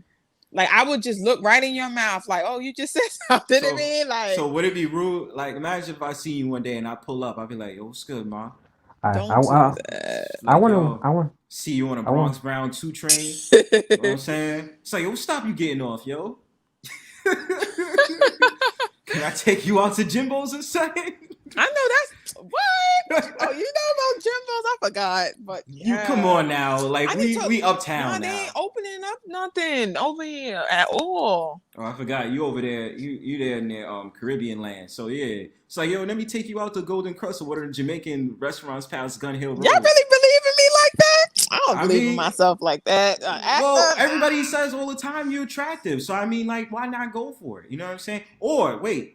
You said the art career, right? So, I mean, it would be better, you know, you said you want to do art. So, yeah, you become an artist. We'll still put your name out there, but you're going to have to do some type of modeling if you're going to be an established artist, just to get your name out there. When I went to Pittsburgh, I was kind of amazed by all the different cultures of people. I used to live in Phoenix, but it's been years. It's pretty dead? Yeah. No, it's a lot of Mexican people in Phoenix. See, so you see this woman right here? This is Megan Good, bro. I don't know if have you seen her before? Yeah, I've seen her before. Yeah, this is Megan Good. So yeah, this right here, yeah, this picture looks suspect because it does look like she lightened the skin. But I like her hair in that photo. Nah, I just like her in general. I admire her growing up because it's like the good girl wins type of thing. Like she left all the rappers alone and stuff, which is amazing. Yeah, because you know how these women be in the industry. You know what I'm saying? Mm-hmm. Yeah. They be up to no good. You know what I mean? They be up. But to she no turned good. out sweet, and she's like, married. She's married. She don't got kids. I think that's what it is. Yeah. I'm still on mute? Oh, y'all can hear me. Okay, cool. She working on it, though. What, having kids? Mm-hmm. With her preacher. Hold on. How old is he? Is she in her late 30s? Mm-hmm. Early 40s? So is she going to have a surrogate or is she just going to straight up have a kid? I don't know. I have a question for Hannah. Mm-hmm. Do you consider me a troll? Because I keep getting accused of trolling even when I'm not. No, so but trolling, there's different levels of trolling. Like you can be an asshole trolling, like Miss Elite. You could just be an asshole and just troll. But it be trolling. Like I know when you talk to Seafood, like you do it just to trigger him. It's funny though. It's supposed to be funny. I don't think you mean it in a bad way, but people take trolling differently. I'm trying like to look 6ix9ine trolling is terrible. Like I'm trying to continue talking. I'm trying to look for my favorite photo of Megan. Nah, what? Megan was bad. That little body she had. That's the girl I looked up to with the weave. Like her hair was always laid. Okay. Mm-hmm. But no, I don't think you're a troll. Mysteriously, I don't think you're a troll. But I think you'd be just joking though. How do you feel about Hollywood casting a lot of light-skinned women where it should be dark-skinned roles? Yeah, it's definitely even when they casted Zoe Saldana for that African American famous activist. I forgot her name, but yeah, I think it's not okay because it goes to the same thing with merchandise, like everything, even in advertisement, everything's white, white, white, white, white. Even like I was looking at Downey, right, and they had like this white girl, blonde hair, blue eyes, holding a white baby. And if you notice in urban, well, not in urban culture, but just in culture general, Mexicans or like Spanish people own laundromats. So it comes to the point where it's like, we need to open up our horizons with color, especially with color, because it'll change a lot of views. Have you heard about the hashtag Not My Ariel? What? People are mad at this black woman because she's going to be playing Ariel in The Little Mermaid. And are you serious? Oh my god! Yeah. As like the voiceover or like a movie? No, it's a movie. It's live action. Is it one of the twins? Is it one of the twins? Yes, it's a the twins. Yeah, I know which one you're talking about. Yeah, I heard about that. For real? That's beautiful. Yeah, man. It's not even a full body photo. All right, this is one of my favorite photos from her. I'm gonna share it real quick. But yeah, y'all continue talking, man. But yeah, that's beautiful. Oh no, that's wow. See, but that's what happens when you. But the more you open up doors, the more it'll reveal people's true intentions. That's what I think. So mysterious. So you was talking about trolling, right? Yes. I was just trying to get down to, and oddly enough, Eric is in my comment section right now. Why is he saying block Brownbird channel? What is he talking about? like, I don't understand what Eric is saying right now. Like, he's weird. Like, it's weird. What? Okay, I'll ignore it. But in terms of trolling, I don't know. It's a slippery slope, and I gotta be honest with you because, I'm used to being on Elite's channel, and it's like I don't know if it was you a couple of months back that had a different account, and you were saying what you were saying to her, and then she started joking on your family. So I don't know. I feel like there are moments you do be trolling, but it's like I'm trying to understand. That's why I said I had to understand the angle about what was going on, because it was just a back and forth with you guys, and I was just like, what? Like, what y'all doing? But people will say I'm trolling even when I'm not. Well, to be fair, did you build up that reputation? Well, I have to retaliate somehow. No, I get that. Yes, I believe you should. But I'm just saying, like, did you build up that reputation? Yes. Like, would you admit that it's been times you might have been trolling someone and you instinctively did know that you was trolling? Yes. So yeah. I have like 14 accounts. Bro, what the hell? Like, what you expect people to think? But when I'm on my regular account, I'm not trolling. If I'm trolling, I'm gonna hide my face, obviously. Yo. What's up, Eric? Yo, what's up, man? Hey, Ernest has said block Brown's channel. He's on her channel now, brother. That was like hours ago. Oh yeah. Channel? He did. He did say that on the AD guy. He did. You mean money? What you mean that AD? Hold on. So Eric, so you mean to tell me Ernest, aka Maine, is sitting up there saying block Brownbird's channel on AD's live right now? No, it was hours earlier. ago. Oh, it was hours ago? I was there. So I put a time stamp, right? An hour, 11 minutes and 6 seconds. Oh that was today's stream? Was that today's stream? Yeah. Brownbird. What's up? What Eric is saying is true, but I feel like he came here for a certain purpose. I think he's trying to stir the pot. Who? Eric? Who, Eric? Yeah, yes, Eric. I tell Eric I don't pay that shit no mind. We continue on with the conversation.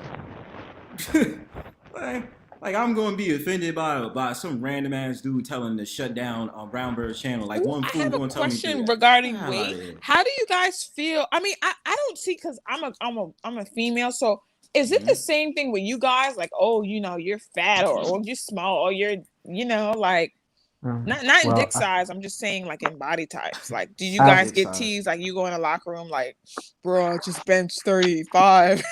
Yo.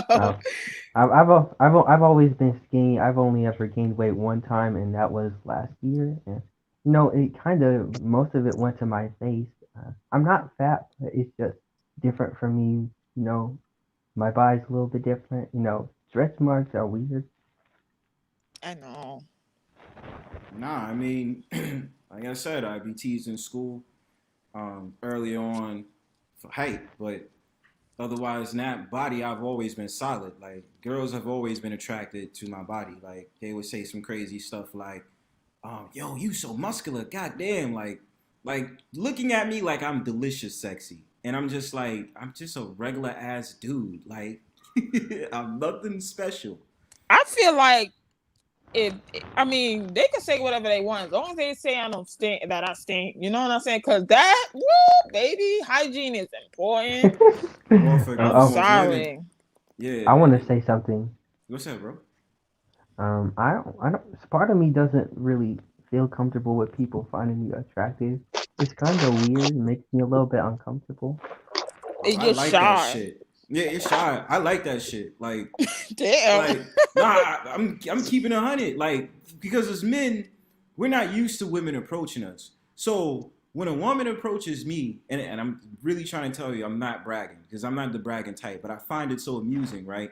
So when a woman wants to, I guess I can't even say catcall. I would say when a woman wants to talk to me and she's making it known she wants to talk to me, I just sit there and listen because I'd be like, this is not a common thing. Now with women, they go by signals. They don't go by actually trying to talk to you. Like they'll throw out subtle hints like they're winking at you. Well, not winking is the main thing, right? But they'll mainly try to do things like look at you and, just try to do certain body gestures to invoke that they find you attractive if they want to talk to you. You know what I'm saying? It's hard for me to open up and try to change my identity because a lot of the kids I go to school with now I've been going to school with since first grade.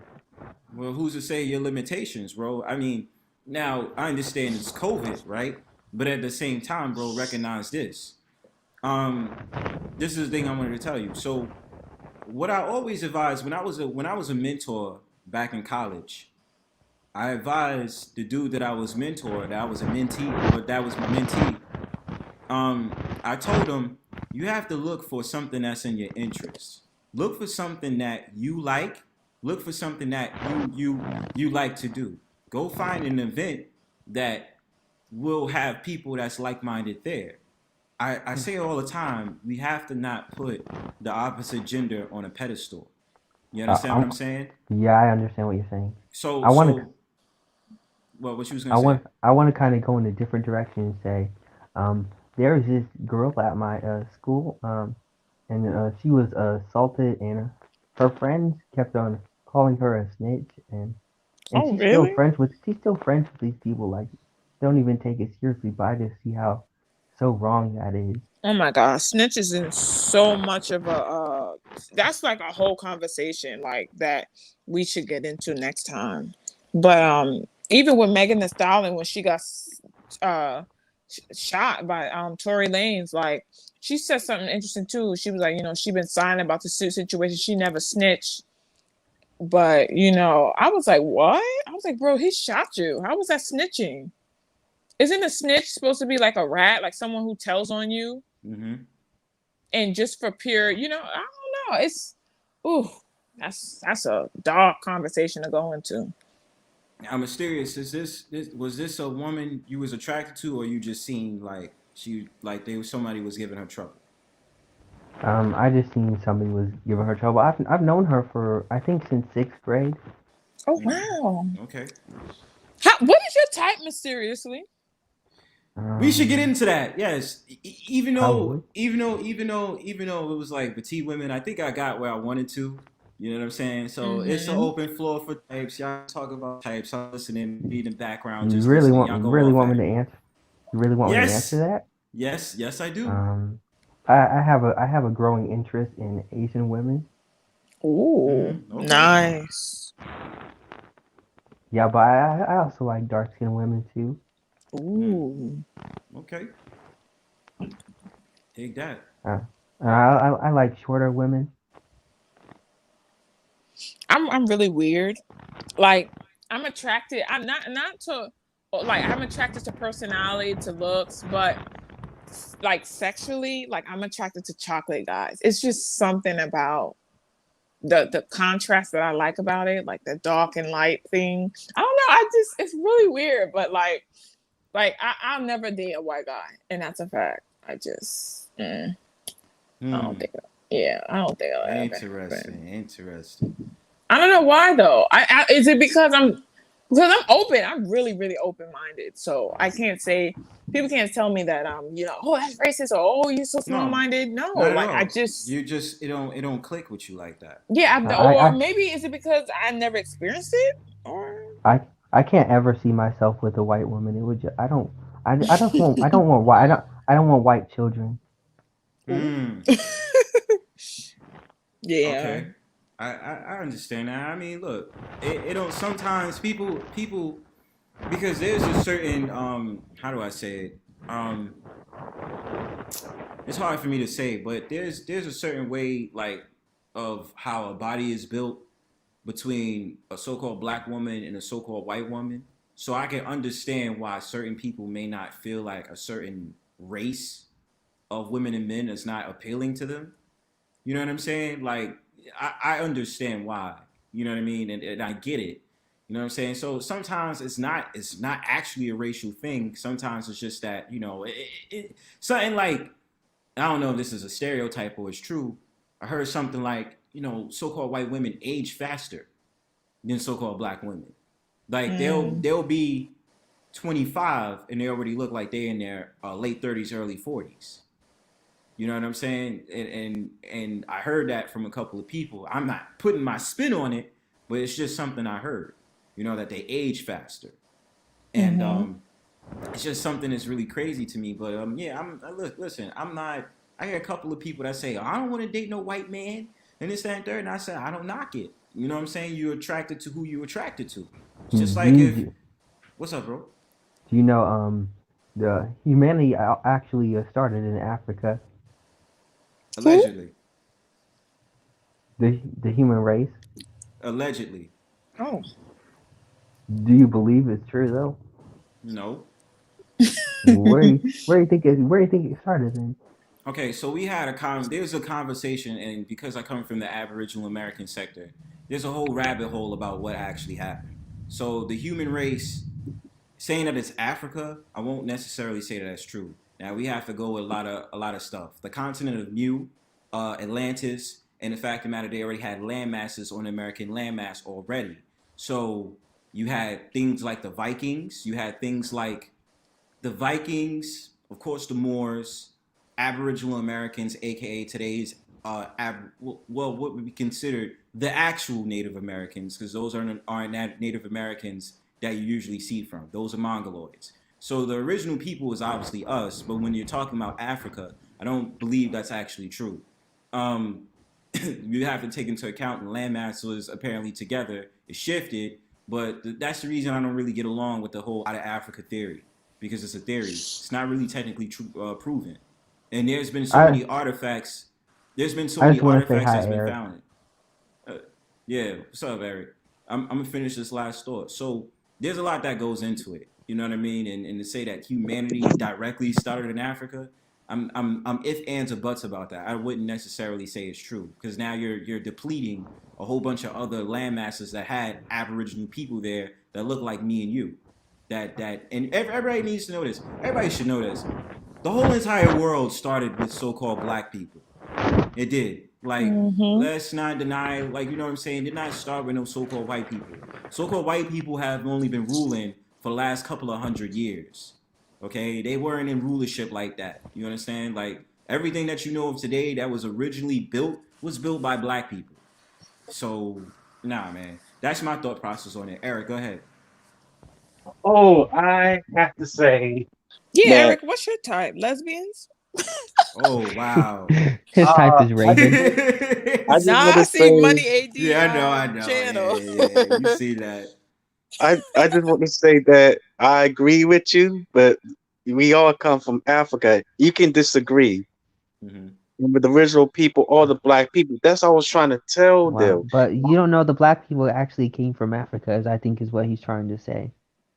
Bro, it's like depleting the fact that um again, like this is a narrative, right? Because it's so-called African American. There's a lot of how do I say it? There's a lot of like blank statements when you're talking about the out of Africa theory. Like certain things don't make sense. Like for I, instance, like if you're talking wooden ships, the suspension on a wooden ship would be able to withhold how many people on a slave ship. Okay, you're also talking about the fact of the matter that what time of the year did they go? Because you have currents and hurricanes that happen around a certain time of the year. What was the distance? How we don't know that those ships got drowned out when they came across the Atlantic slave trade? And the fact of the matter is, you couldn't just travel across the Atlantic Ocean with an accurate map to get from, say, Nigeria all the way to Virginia. Okay, like it just it doesn't add up. And then of course over here they describe the people that was over here as dark skinned. They was calling a lot of people Moors, and they were saying they was alike to Africans. So even the original, I think the original Declaration of Independence or something like that was made by the Iroquois people that was described as dark skinned and tawny. So it's a lot that goes into that. Moors was tawny and had dark skin complexion, Gamaldi and all this other stuff. Even the Hebrew Israelites, if you want to go with that, we existed on four corners of the earth, bro. So that's why I don't really necessarily believe we all come from Africa. If you're going by the slavery narrative. I actually Mm-hmm. take I actually take a class on African American history. Oh, nice. Yeah, it's cool. Yeah, man. Like that's my thing on it, Eric. You can go ahead if we hit a bill, bro. So I don't mind if you come through. You got more information to back it up, bro. Yeah, there's information out there, and also there's information out there that I was trying to tell them on Arthur's panel, but they don't want to believe me because they think I'm crazy that Abraham Lincoln is not half black. He's fully black, but That's he true. got different ethnicities. Hmm. He's a Moor and Yeah. dark skin. No, I agree with you. For Arthur not to agree on that, that's crazy. Because yes, because Abraham Lincoln was a so-called black man. I have a question for you guys. What's up? Do you consider biracial people black or white? No, that's the thing. It's both. It's both. It's Because I try no, not to that's lean what into that. I try not to lean into that because I was usually the type to say it's through the seed of your father. I that's try that's not to lean on that. that's where I feel confused because I don't know where I'm welcome or where I'm comfortable at or where I. people are gonna accept You're me. still considered black though. It's black Um, and white. You gotta to accept some both. to some people, but not to everybody. I get that. I get that. Um. Well, But that's like saying, because I'm light skinned of nature, but I'm black. that's Doesn't not the mean. same. But Hannah, it's not the same though. Oh, okay. When you're light skinned, of course they're gonna still treat you as a black woman. Now with a biracial, I think it's been proven psychologically that biracials, and I'm not saying this to be offensive, but they usually are confused about where they stand in the world, especially when it comes to the social class. So Mm. with someone like Mysteriously Kind, I can sympathize with you because I understand where you're coming from, right? That you're too black for white people, but you're too white for black people. So I get it. You know what I'm saying? But how do I say it? I mean, honestly, you are who you are, right? And it's just a factor of what do you feel because to make you feel better, bro. There's been a lot of biracials. Oh, my drain's still acting up. There's been a lot of biracials that were in the civil rights movement. Huey P. Newton, for example, was biracial. Angela Davis is a biracial woman.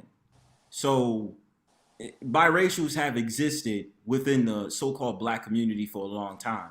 I don't know what's the reason why they get ousted the way that they do, but they've already been involved in a bunch of civil rights movement. I think Elvin Coolidge or something like that was also a biracial woman. She was included in that too. And just for reference, even today, here on YouTube, there's many biracial people that talk about so-called blackness, and we accept them, man. Just like I always recommend Hannah to understand the red pill ideology. My homie Jessica X is biracial. She's half Nigerian, half Italian. You know what I'm saying? Who else? I mean, my homegirl Melody, she's half Dominican, half so-called African American. But I just want to say that, like, biracials, you know what I'm saying, they've always been in the black community. You understand? Alicia Keys is biracial. You understand what I'm saying? I can go on and on. Mariah Carey. We got a whole bunch of, like, you know, biracials that existed. And I thought Mariah Carey was Spanish growing up. I didn't know she was biracial. You know what I mean? Yeah. I've met some people, white people only, who are shocked that by the fact that I'm biracial. You said they're shocked? Yeah, they just act surprised. Oh, okay. So that probably means that they think you black. That's probably what they think. You know what I'm saying? I don't have that dark skin. I mean, you can tell I'm mixed. Yeah, but I mean, at the end of the day, you still have features that a so-called black person would have, bro. So, I mean, at the end of the day, you know, it's about how you feel in your shoes. Because I run across, I see a bunch of biracial people on Instagram that know that they're biracial, and they just be like, hey, look, listen, I'm still down for the people. You know what I'm saying? I understand that. You know what I'm saying? Sometimes I look in the mirror and I think I look like my dad. It kind of makes me feel ugly, not because my dad is black, but I just think my dad is really ugly. Wow. Damn. What makes him ugly? How you say that? I don't like my eyes. I wish they were a little bit bigger. Well, look, bro. There's always gonna just be an insecurity. You'll be alright. It's we all have our own unique insecurities, bro. And you know, I used to hate my lips because guys used to tell me I got dick sucking lips. Wow. You say, yo, you got the DSLs? Yeah, they used to tell me that. Oh, and I shit. used to be like, what? Were they trying to flirt? Or like they were trying to, because you know Jay-Z's ugly, so they were like, oh, you got Jay-Z lips. And I was like, what? Damn. So I really thought I was ugly for a long time. So I understand. Now you used to hate the texture of my hair. Oh. Like I couldn't stand my beard. Like for a while, you know, I used to always want to cut it off and all that other stuff. It was like I couldn't stand it, bro. Like I got used to it because I'd be like, yo, I'm attractive as hell. Like there's a bunch of insecurities I might have had growing up, but I was just like, whatever, yo. Like the Most High made me who I am. And in terms of my father looked good. And I look directly just like my father. So I ain't even losing no sleep. You know what I'm saying? But you know, like I said, bro, like the beautiful thing part about life, you're not supposed to be perfect, man. You're not. You're not supposed to feel like you 100%. Well, it's better you feel the way you feel like how you are in your skin than to be spending tens and thousands of dollars getting BBLs and getting all the surgery out here to be looking even more worse than you did before. That's just my honest opinion. You know what I'm saying?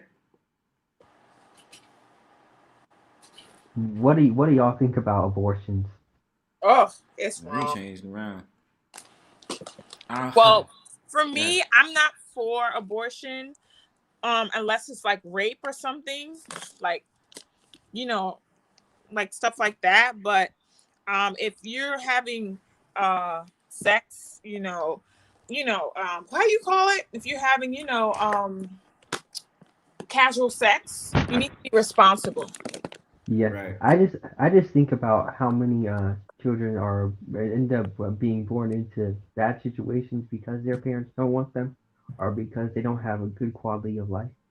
I understand that, but this is the thing. You have to be responsible for sex or don't have sex at all. That's one of the reasons why I'm still a virgin, because I don't want to just play, because condoms aren't, guaranteed. So Yeah, yeah. I I don't just think want, it's hard to make people responsible. because they don't Well, want to be at the end of the day. So it's one of those things where they set themselves. I don't feel bad for them unless you're raped. That's different. But they right. ask for it. I'm sorry, they Um, do. Eric, you got words on it? Man, I mean, so biracial people are the so-called black people. Elaborate. Am I right?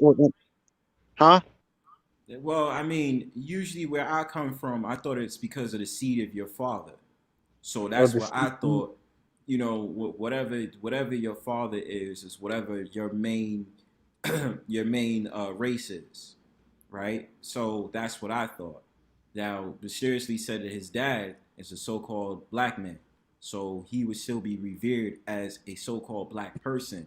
Now he's biracial, but it still would rely on that.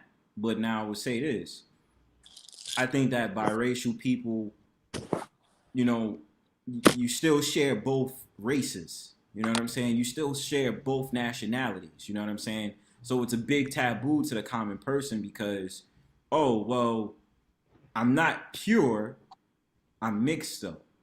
You know what I'm saying? And to me, it's like, well, you're both. You're 50-50. You have your mom's genes and you have your dad's genes. So that's the reason it's kind of hard having this conversation because I would just look at it like you still represent both nationalities. Eric. Oh, nationalities? Yeah. The seed, right? Yeah, the seed of your Seed, father. the seed of your father, like your descendants and stuff, and the mixture and And multi uh ethnicity. right. No, Mm-hmm. and the only reason I would say that is the seed of your father because obviously the sperm. You understand?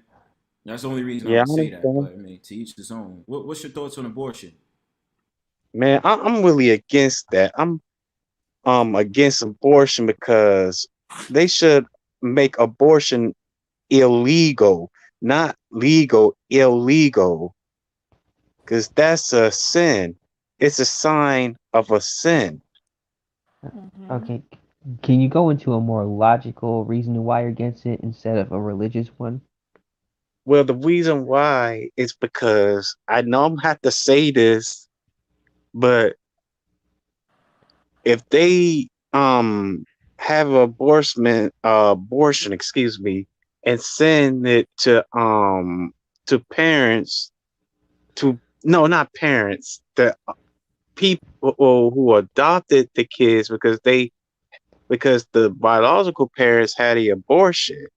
So the parents may end up to be, gay, and it's gonna be a bad impact on the child. The child will be molested and traumatized. I think that's a terrible reason. What? Yeah. I'm telling you, because they're gonna go after the child, they're gonna influence the child, they gonna manipulate the child, Eric, and that's a very strong hypothesis. That's not really a fact of matter. yeah, yeah, yeah, it's uh, yeah, like you said, it is, uh huh, and um, and they then about the race. I'm gonna get the race relations too.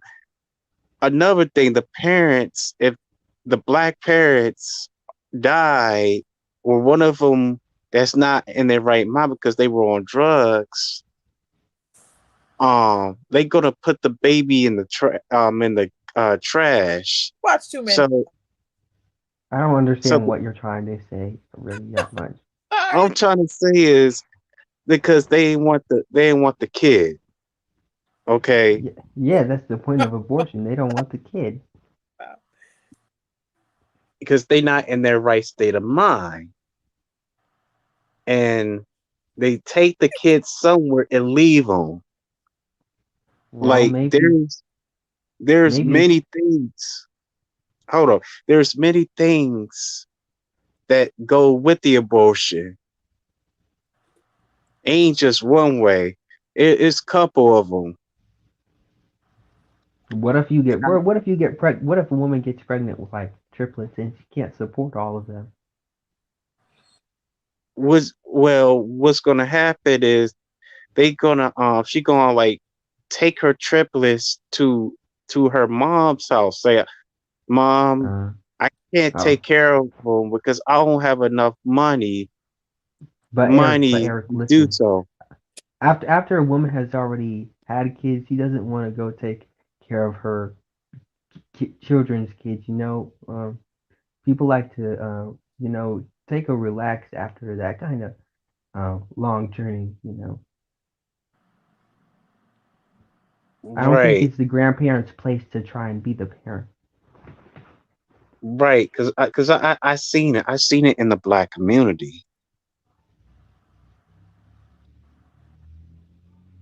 mostly.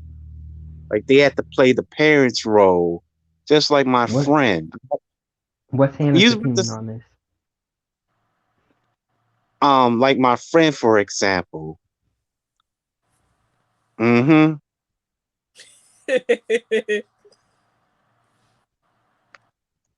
Like oh, she's being like a mom to him, knowing that that's not really his mom. Like his So you mom, think the woman who gives birth she does carry on the burden anyways? yeah, carry on the board because I seen it many times. Like they be like the mom, then the grandma. But what about the people who are against welfare? Is that going to be a problem? It depends. Should the It should the depends. should the should the man be paying just as much as the woman when it comes to children? No, not it should be equal. It should be fair. Fair is fair. Okay.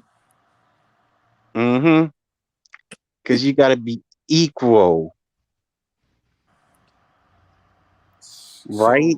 So I hear you, bro. I'm gonna just give my spin on it real quick, and y'all can continue the convo. We got another 20 on it. Yeah, 20 minutes. So I'm gonna say this, bro. My honest thoughts on abortion is basically the same as Hannah's. My thing is that with all the forms of birth control, there are no excuses except for the extreme cases if she got raped by someone. You know what I'm saying? Uh, Mm-hmm. that's the only time I would say then yeah, then that would be appropriate to seek options for a baby you didn't mean to have, right? Um, my thing about it is like yeah, like I said, it's many forms of birth control. I'm pro sex. Okay, I'm pro sex because I don't believe in trying to have tensions within a relationship when you guys know you both like each other like that. Now, it's about responsibility. Yes. Both partners should be responsible and you should just be having sex carelessly and in a way where you're not protecting yourselves in some type of way, shape, or form. And, Mm-hmm. also that's why I get at guys about it because I'm like, you might think your pull out game is good, but you can slip out in one moment and mess around and yeah, she gets pregnant. You know what I mean? But Mm-hmm. I'm pro sex, but I'm pro responsible sex. Now my thing about it is that now if the woman you're dealing with does not want to have sex, don't try to force her. You know what I mean? Uh, uh, uh, Yeah. y'all come to some type of, and this is something I'm going to get into a conversation with later down the line, which I believe is something like love language, understanding each other on a intimate level. You know what I mean? It kisses and all that is great. Yeah, it is, right? And touchy touchy, but there needs to be an agreement between you guys on an intimate level where you're not Mhm. frustrated because this person doesn't want to do something and they're not frustrated at you because you're trying to force something upon them.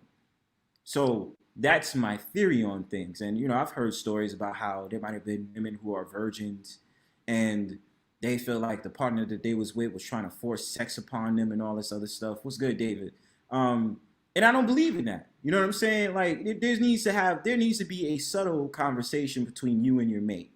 Now, of course, we could get into the whole idea that sex can become an addiction, that certain people may feel as if they need to have sex all the time. And I've heard the conversations from brothers sometimes when I go on my journey and stuff like that. I say things like, I'm not trying to have sex for a couple of months or a year. They'd be like, really? You ain't trying to get laid, Bronzebird? You ain't trying to have sex? I said, no, because right now I need to focus on myself. And there's nothing wrong with that. Mm-hmm. But to basically answer the question, it's basically the same as Hannah's. Like, to the extreme, something happens to the woman and she got into a compromised position she did not mean to get into. Yes, even though I'm not really for abortion, I would understand why she did it. But if it's just cases like the woman's being irresponsible and she didn't like the partner she was with, he was just laying the pipe down and she doesn't find him attractive enough to be a mate, that's on her. Okay? And it's on the man too for not being responsible with his phallus. So that's my thought process on it. But y'all continue to build. Yeah. I mean, you gotta focus on you. You don't. I can't have sex. I gotta focus what I have to do to be capable of. And I feel you, Brownsburg. It's just myself. It's like, well, I want it because I haven't had it in a minute. Like, like, yeah, like, I want it, but I can't. I gotta listen to the woman. That's what I have to do. And no, I'm not sipping. I have to listen to her to see if she wants to do it or not. I can't do it just like that because she's not ready. I gotta be intimate and get to know her very well, you know? And I have to be on my A game and stuff. Like I remember a couple of times, oh, I can't say this. Oh man, I can't. Well, can I say this? Will I want to tell her this because she gonna feel uncomfortable if I really tell her?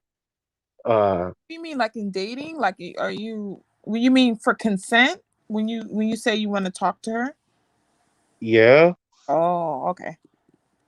Like, Yeah. like it's just that I have to entitle myself. Like, will I tell her this? I need to use my brain instead of down there and stuff. Can I comprehend what I'm gonna say? Will I not say it? Will I force myself to say it? Or and she said, go ahead and say it, because this had happened to me before. Trust me. And my man, Okay. it's I can't say it, but you want me to say, oh sure, sure. Let it off. It's just huh? Let it off, man. Yeah, because I don't know what you're saying. Okay. Well, when Pinocchio started lying, his nose grow. Oh God. Okay. That's what I would say to her. But she's not ready for no. She don't want to hook up. And I've been in hookups.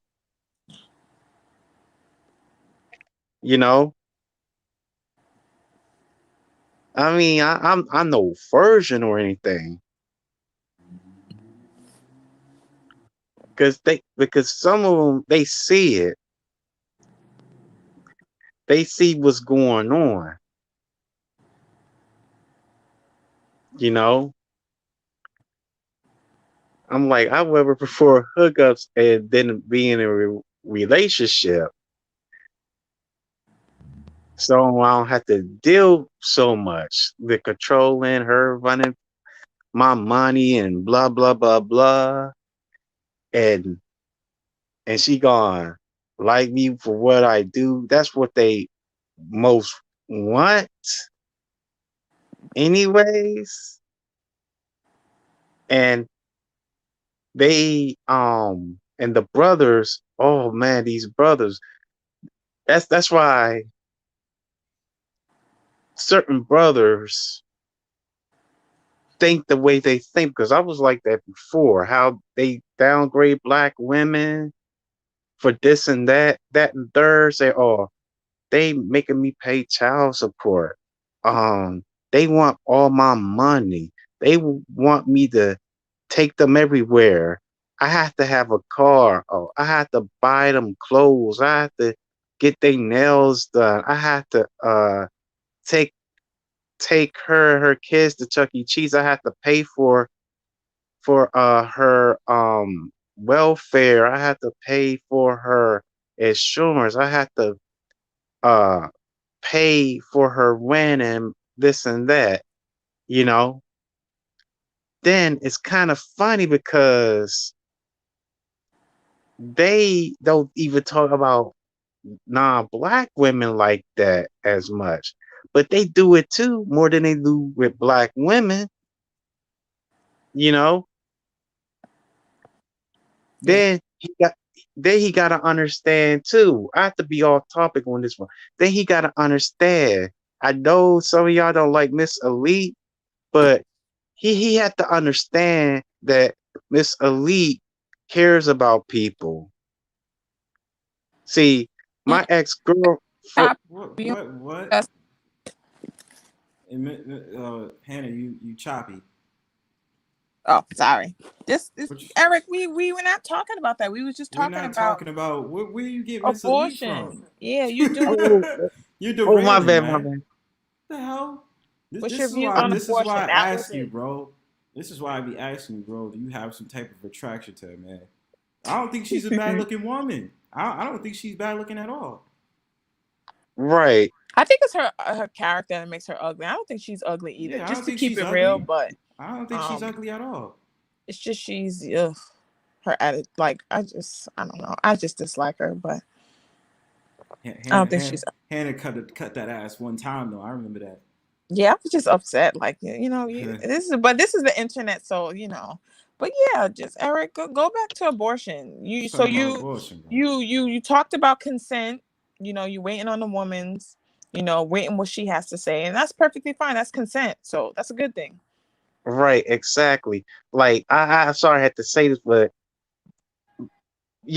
my ex girlfriend, like it's like, well, she was all right when I first met her, but down the line everything seemed okay, but some things that I probably didn't notice that I noticed people kept telling me, but oh, I wanna like hear it because I ain't need it. Like people um feel some type of way. That's why, oh, I can't tell certain people this and that. Oh, they really gonna have a problem with it, you know? Or I can't I can't say, oh, you need to cut her loose. Oh, you gotta leave her leave her alone, man. Oh, this and that. Then I hear brothers, oh, this girl, she's no good, man. Then they can ball into their head. They ball to their mind, say, "Oh, you should not date these black women. You gotta leave them alone, man. Date someone that's non-black." I think I had heard this before because what a black woman gonna do for you? She ain't gonna do shit. Wait, Or what? she, I hear stuff like this before. Yeah, and a tirade, They man. will manipulate, and try to like get Manipulate. into. They can like belittle your mind Yeah. and be in a spell Hey, Be in Eric. some. Yes. All right, are you? Wait, what? So Yo, you you funny. answered? Did you answer your thoughts on abortion before you continue? Oh yeah, I already did. Oh, okay. Because I have stepped out for a minute, and then I'm just like, wait, where are we going? Because I'm just trying to understand, man. I mean, but at the end of the day, I think we just have a pretty much a good answer on like what we think about the thoughts about abortion. So I don't know where you're trying to go to now, but Oh we're gonna shoot. give it 15 minutes on it. You know what I mean? Oh yeah. Last thoughts before you go in. And like I said, Hannah and Mysterious, y'all talk. Um, y'all are more welcome to stay because usually what I do at the last minute of my streams, I play a couple of songs, we jam out, and then I close up. So y'all more than welcome to stay on it. But continue, Eric. Go ahead. We need background. I chime So in back and forth. Time goes on. so they can like okay. It's like oh they shoot they belittle you and stuff. Then like you gotta do. It's like the controlling concept of this, you know. And I see why. Oh, that's why you can't speak on. That's why opinions and advices they two different things. They not in one and the same. They not similarities. They total opposite. The exact opposites. You know. You know what I mean? You know. Yeah. Like here's the thing, and I gotta go back with the abortion again. Um, it may be something different, but when you there's people that have unprotected sex, right? Mm-hmm. They become adults while they do it. Then she gets pregnant. Then she tells him that I don't want this baby. I'm ready for abortion. Mm-hmm. I'm not ready to be a mother. I have a Um, question. yeah, I don't know if you'll be able to answer, Eric, but is it the norm to have unprotected sex? Is that normal? yes, it's normal. Exactly normal. Yeah, it's no. Why the hell you think there's so many like Because single mamas? All these I just think different everybody broken. just uses a condom. I just assume. I Yeah, mean, it's it's normal. I mean, it could be initiated by the woman or man. Because Is that as which one's someone, more common? I mean, look, listen, let's be real. I've had sexual experiences. Okay, like there's been times we've been in the groove, and at the time, I did my duty, do, and certain times we just be in a groove, so that doesn't come up. But I knew to be responsible. But at the same time, most of the time, if not 99.99% of the time, it's always a condom. But to answer your question, yes, it's very common.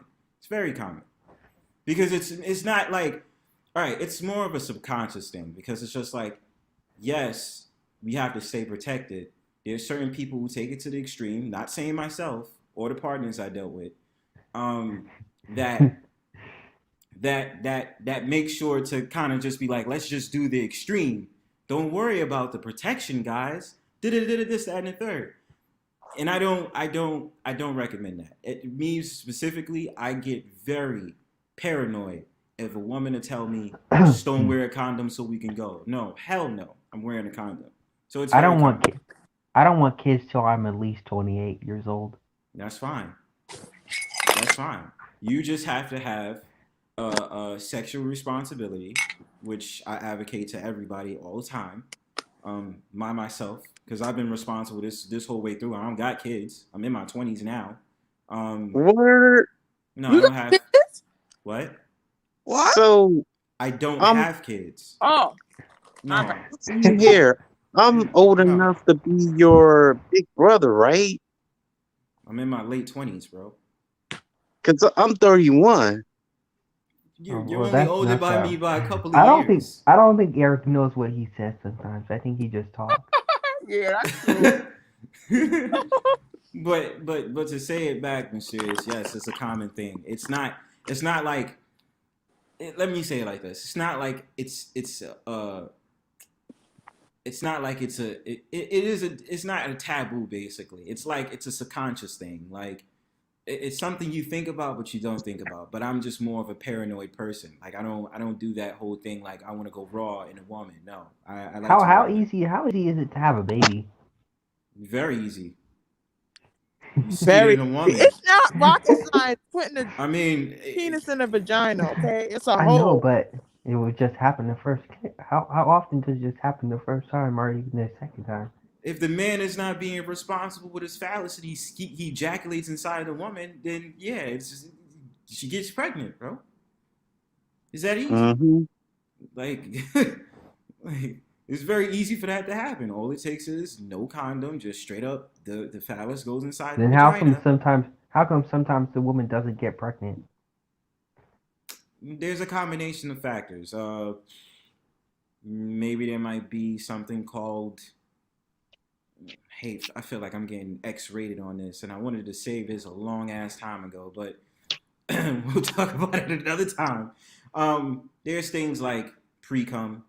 The man just doesn't ejaculate inside of the woman. Or they don't really have penetrational sex, they have oral sex. So Mm-hmm. there's different components to how a woman doesn't get pregnant from a man, but you're still taking high risk. You're still taking a high risk if you are having sex without a condom or any form of or protection. That also includes women because women can be protected as well. They have different forms of birth controls. They have IUDs.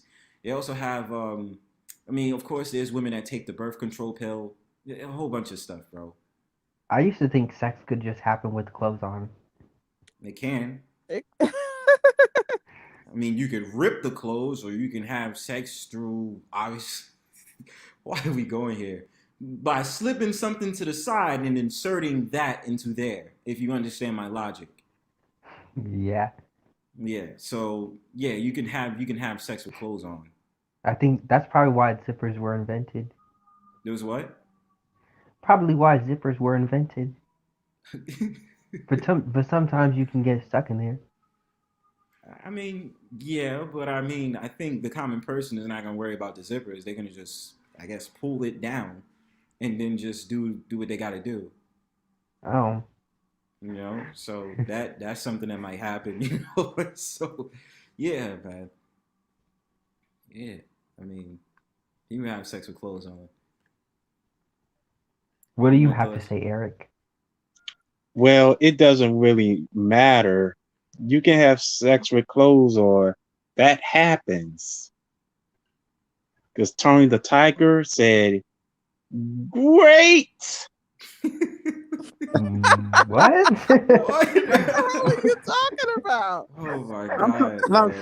Tony the Tiger from Yes, Frosted Flakes, bro. Frosted Flakes. Yes, What? yes. Mm. I can't, man. I And can't. yeah, Oh my god. Yeah, man. Yeah, I mean, I don't think the whole thing about having sex with clothes on. Fuck it. Like, what? Why am I speaking in codes? All right, this is what's happening. Y'all pull each other's pants down, pull the panties down, and you go ahead and you get it in. That's basically what it is, bro. Like, that's it, and that's all. That's what happens, man. Wait. Oh. That was really funny what he said. Yeah. mm-hmm. Oh man, it's crazy. But yeah, I mean, I think I'm gonna have a conversation with people one day about what it's like being a virgin. Do you feel pressured? Do you feel like you want to wait until marriage, or do you feel like you want to wait until you have the right person? It's just a thought that become on my mind. Like, I don't really have conversations with, people. Or I want to get, if there's anybody who considers themselves an incel, it would be great to hear from them as well. I consider myself an incel. Okay, so I'm gonna let the convo between that go on for another like 10 minutes because I'm very interested in this. What is it like to feel like as a virgin, and what is it like to feel like an incel? So I just want you guys to chime in. Let me know your thoughts. Here we go. I just feel like just nobody will want me. That's just how I feel. I'm not really open on that kind of level. So people don't really look at me and think about that kind of stuff. A lot of people just think that, I'm too nice, I don't really talk very much. Yeah. So. Have you ever tried to talk to girls on your own? Have you ever tried to at least once? I haven't approached the girl, no. Any girl have came up to you? Yes. And what was your reaction? Did you feel nervous about what they were saying to you, or did you feel like, what was it? Well, it depends on the topic of conversation. Like they was like, let's say for instance, they was openly flirting with you. Like, how did you feel about that? Internally it kind of makes me freak out a little bit. Mm-hmm. I'm not really used to that. Okay. It makes me blush. Yeah, it's just what I'm more concerned about if it's in public, what other people are saying. See, and that's what I mean. Like that right there, the thought process right there, Mysterious. Like you got to remember what I told you earlier. You got to do the internal work. You can't be focused on what other people is going to think. I think that's a problem with a lot of people because they get so involved with trying to see what other people are going to say or what people in public is going to see. Who cares? The women who are girls, I should say, who have been attracted to me, I don't find attractive myself. So. Okay. I see where I am on the social class. Okay. So you weren't attracted to the girls that was approaching you? No. Okay. I got you on that. I understand. Yeah, I get it, bro. But yeah, I think it's very important.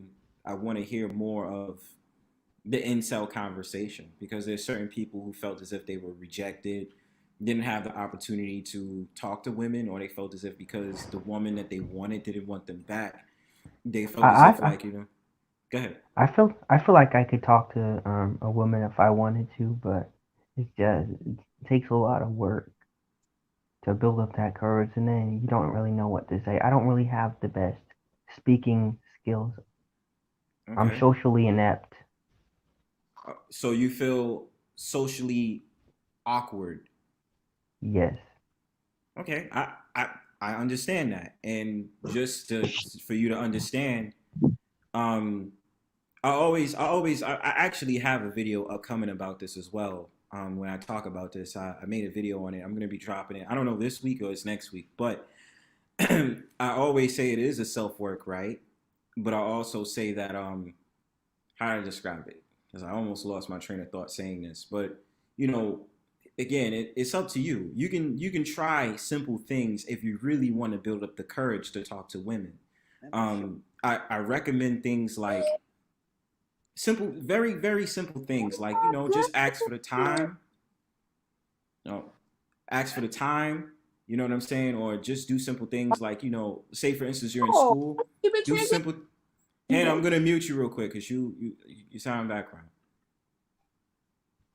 All right. Cammed up. Low key cammed up. Hey. Anyway, I'm trying to see you low key. I ain't gonna lie. All right. What I'm trying to say to you, Mysterious, is that it's like this, bro. Try simple things. Don't even think about it once it happens, man. Like you could try simple things like, hey, ask for the time, or like when you in school, ask for like a pencil or a pen. Given the fact that I understand it's COVID, but if it was before then, simple things like that, you know what I'm saying? Or just try something because the thing about it is, in order for you to build up confidence, comfort zone is very important because you have to get out your comfort zone at least Yeah. at one time. I want to say something. Okay. Um, But let me just finish this thought. Like, that's why I'm saying, like, I think the problem is usually we're just dormant. You know what I'm saying? We're stagnant. We don't want to move towards that direction where we know we might feel uncomfortable about it, but we did it anyway. You know what I'm saying? So that's something that be on my mind that I want to say to you. But go ahead, bro. I grew up. I don't have any brothers. I just have three sisters, and my dad doesn't live with me. So that added pressure, kind of makes me feel uncomfortable. Like people are gonna look at me weird, especially my mom. I just don't want to. I don't want to feel that. Like makes me scared. Like if I want to get married or stuff, I'm nervous to be intimate with somebody in front of other people. Now, Mysterious, let me ask you this, bro. Have you ever had a I don't give a fuck moment? Yes. How did that make you feel? I don't know. Like have you ever did something intentionally and then it made you feel embarrassed afterwards, but you felt as if it was like it doesn't matter, it's over now? Like you didn't internalize it. Oh yeah, I have a guilty conscience, so. See, and the reason I asked you that is because that's the same way you have to apply that if you want to get out of your comfort zone in regards to talking to women. And that's why I advise we have to make sure when we're going for the opposite gender, we must not put them on a pedestal. Or anyone you want to go for, we must not put them on a pedestal. I would just be more comfortable if people approached me. But you would feel more comfortable if it was someone who approached you that you're actually attracted to. But it's possible. I approach guys. You approach guys? Mm-hmm. I thought you didn't. Nah. How do you have that much confidence? Listen, it's not. Well, listen, don't make me, Hannah. Don't make me stake out on a 2 train. I swear to God, I will. No, but that's the thing. I don't have confidence. Like I have. If you know me, like I have really low self-esteem. All my sisters, my mom, I do. But I'm surprised. I do it because I think of it like this. Like, they can always say no. Exactly. That's like, the only thing they can if say. they say no, it's fine with me. But if they're attractive and I'm never gonna see them again, I'm gonna go for it. Okay. It's only because it's once. They can die tomorrow, like. Or you can never see them again. Or you can never see them again. That's just how life is. So you might as well just shoot your shot. Shoot your shot. I agree. And if they say no, hey, it's life, That's what I'm saying. And that's how you gotta treat it, Mysterious. I think that I would say advice to you, the inner work is important first, of course, at the end of the day. But I would say to you, just try it. You know what I'm saying? Like, if you try it at least one time and you decide to say, hey, you know what? I took an L, I'll take an L for it. Because there's been many times I actually had pretty much had sometimes anxiety. Like, I'd be like, oh, I don't want to do this, I don't want to do that. When I talk to girls, sometimes I realize I embarrass myself. I was like, hey, it is what it is. You know what I mean? Like, I've always been that type of dude. So it doesn't bother me. I would do it if it was a place where nobody knew me. That would help. I will also say where a place where you're interested in. You understand what I'm saying? Like where you feel as if like you're like welcome. You know what I'm saying? Like a place where you like anything you're interested in. I would say go there and just chat up about something. Like okay, like this. What's one thing that you like? Like, what's one big hobby of yours that you like to do? Like, what are you interested in? I like to listen to music. Music, right? What type of music? Indie and pop punk. Okay, pop punk. So let's say, for instance, there was a pop punk concert in your town, right? There's a pop punk festival, pop punk, whatever. Go there. And, the way of getting out the comfort zone is you can do simple things like, let's just say it's a female ticketer or something like that, or someone of your interest that's someone that's there that you just naturally find attractive that's at the front gate. Struck a good conversation with them, like how do you know about this event, or how long you've been working here, or do they have these pop punk festivals in town a lot? It always based on conversation is the most important thing. You understand? Because conversation is key. You don't even have to ask for their phone number. Like literally, bro, I'm telling you this from experience. Sometimes I don't even talk to girls to get their phone number. Sometimes I'm just talking to them just to struck up a conversation, man. And I'm not even going with the logic like I'm trying to get their number. You know what I mean? Like I'm just like, let me just say something because I feel like it. And it's the same tactic because I already know that I'm a confident man. I'm good, but I'm going out of my comfort zone to say, let me just struck up a conversation because I'm naturally a friendly person. So it's the same thing you could try, Mysterious. Like I'm just saying that in my regards, you know? Yeah. Not only don't this, what helps me is don't work in groups. Like get them alone. Yeah. Because they, people be changing. Yeah. I think that's what works for me. Get them alone. Vulnerable state. I'm never away from my family unless I'm at school. So you would never. So what about in school? Is not anybody you interested in school? To be honest, I haven't been interested in anybody since 8th grade. Is there anybody from the 8th grade that still you go to school with? Well, I kind of fell off of this person, but they still like me. Ooh. Wait a minute. Hey, hold up. Wait a minute. It's one of the people Hold I'm up. not Wait a attracted minute. to. Oh, okay. Well, I like them as a person. Well, Mysterious, think about it this way. You don't have to be attracted to them, sure. But you can still talk to them and have a conversation with them. But I understand y'all had a fallout, so I don't know. We didn't have a fallout. I just like I stopped being interested in that manner. Well, does she still speak to you? Yes, she'll ask me to homecoming every year, and I'll say yes. Do you go? Yeah. Well, Mysterious, this is a beautiful thing, bro. Like, but it's more of a friendship thing. But that's still a good thing because you can use her as a way of building up your confidence.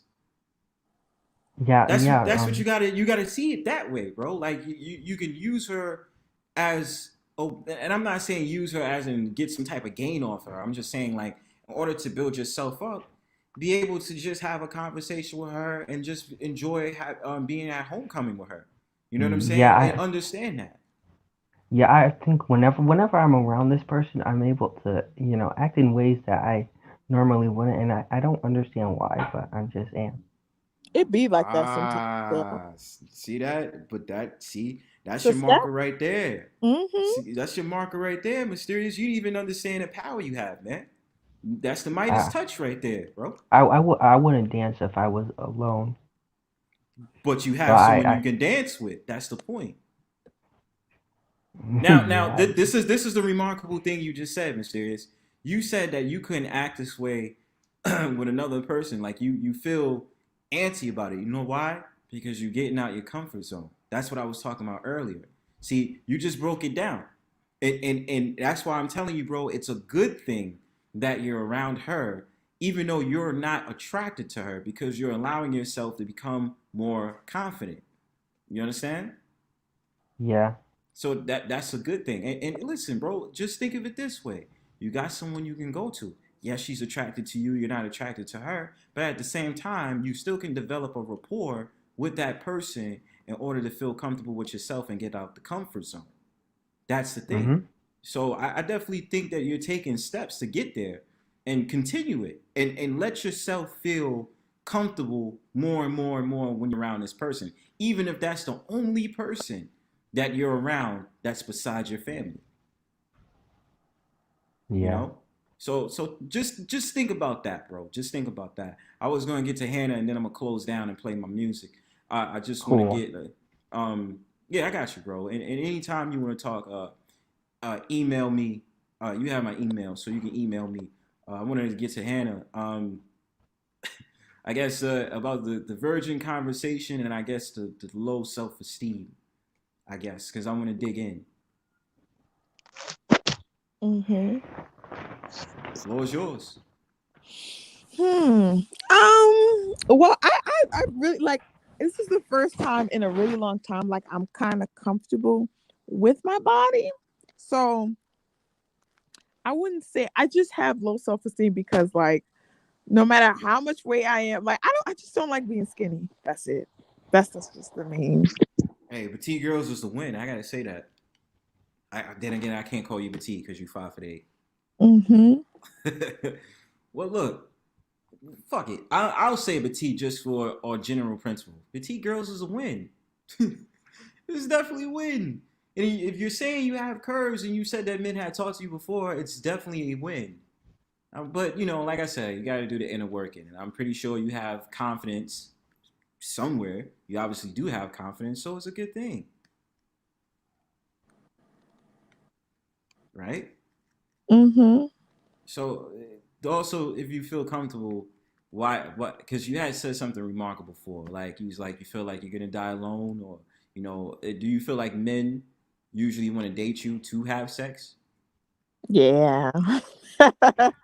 Hannah, you won't die alone. Just wait for me.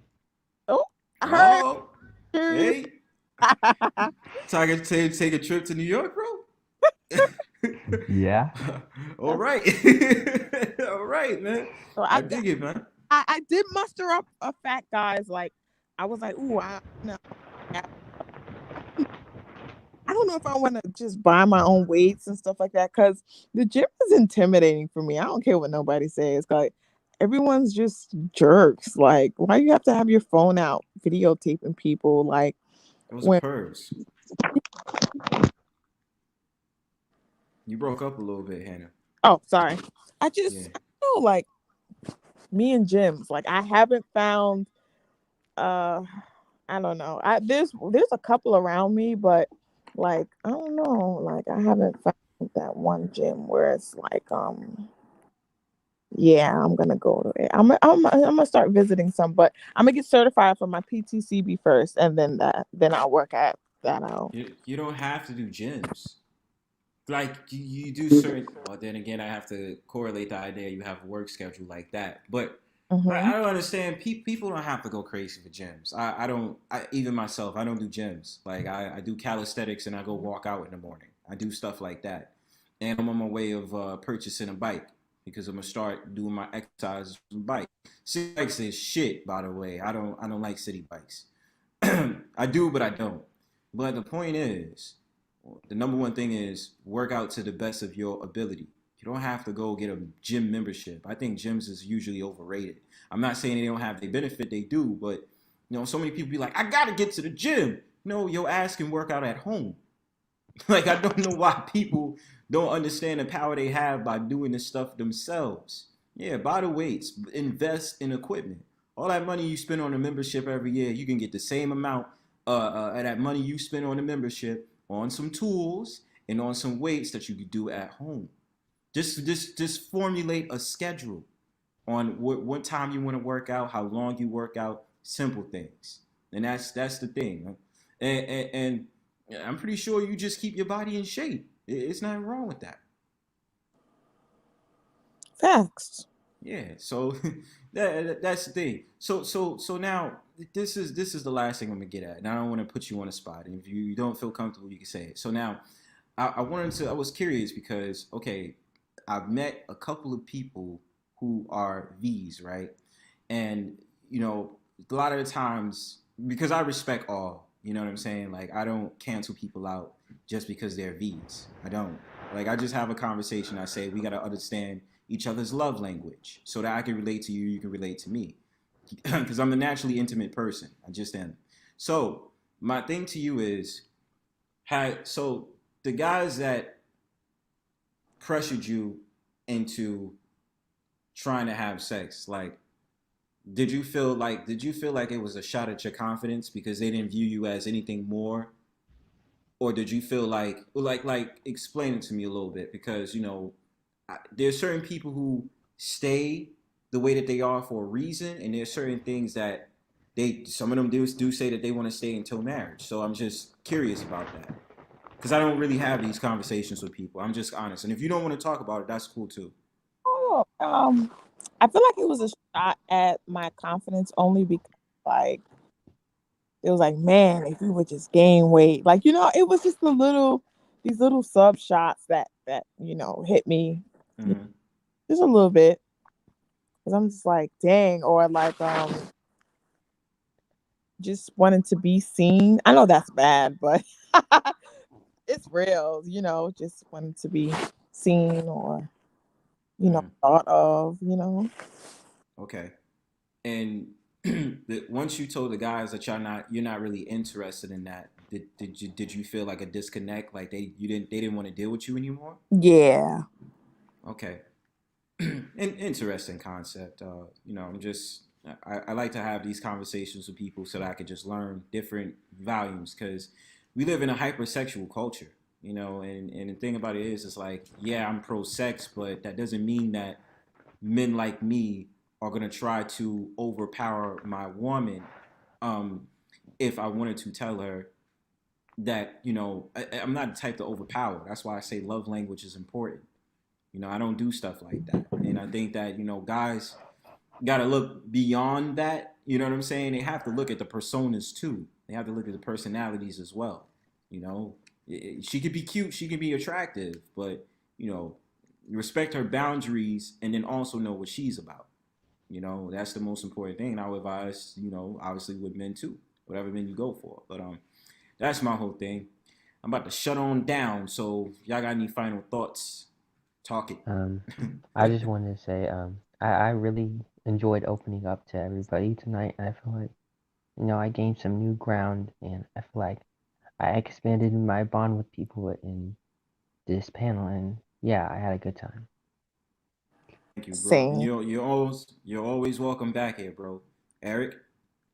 I just want to say that it's an unbelievable stream. The gradable. I mean, I'm welcome here. Right. Even Eric, though I you were feel cool tonight. comfortable. Yeah, exactly. Yeah, because I was wilding out on Saturday. With what I'm talking about with Black Lightning. But I have one question for you, Eric. Make it one question quickly. Why do you keep trolling MoneyAD? Man, I something about the dude I don't like. The way But you go on this panel. The way he had said something about Arthur and ITB. I knew Arthur and ITB before him. Okay, wait. All right. I'm not gonna make this a discussion about AD stream, bro. Like, I'm not. Just like, we'll have a conversation on that at a different time, or you can just confront him about it on the stream. And if you don't like it, just don't go to it. Don't go on a panel. Like, just don't. Just don't do it. Because it seems like you go there to have fun. Well, since he had talked bad about Arthur and ITP, I probably won't come back on his paddle because he kicked me out like 3 times today to confront him to defend Arthur and ITB. You know they're cool, right? Huh? You know that AD, Arthur, and ITB is cool, right? Not at all, because he got worked up because it was a misunderstanding and it went like downhill. Mm-hmm. All right. Well, look, I'm not going to get into that, but maybe we'll have an open talk about that another time. But what's her name just dropped down? Oh, wait. Okay, this is what I'm going to do. I'm going to drop the link. I'm going to allow only maybe 10 more minutes, 10, 15 more minutes. Anybody want to say anything really quickly? You're more than welcome to. I'm going to drop the link for you guys really quickly for MrMoneyAD and past the $40. Only because I've been trying to get y'all to come on this stream for a while, yo. I didn't know they were even here. They just came. You missed everything. It was so fun. Yeah, it was so fun. We had a good time. So past the $40 and Money AD, if y'all want to just come up really quickly, or y'all could chill. Y'all could chill in the back because I'm gonna be playing 3 more songs. But if y'all don't click the link in the next few seconds or whatever, I'll probably just shut down. So I'm gonna go back to the chat. okay, bro. Thanks for coming up, man. Eric, you're the last one. I'm looking for past the $40 and AD to come up. Y'all want to come up? Oh, okay. You don't want. Okay, that's fine. So this is the thing. Just to pass the $40 in Money AD, I'm gonna just put this out there. He's here, yo. Yeah, what's good, I'm man? about to go. All right, All man. right. Thanks for coming through, Eric.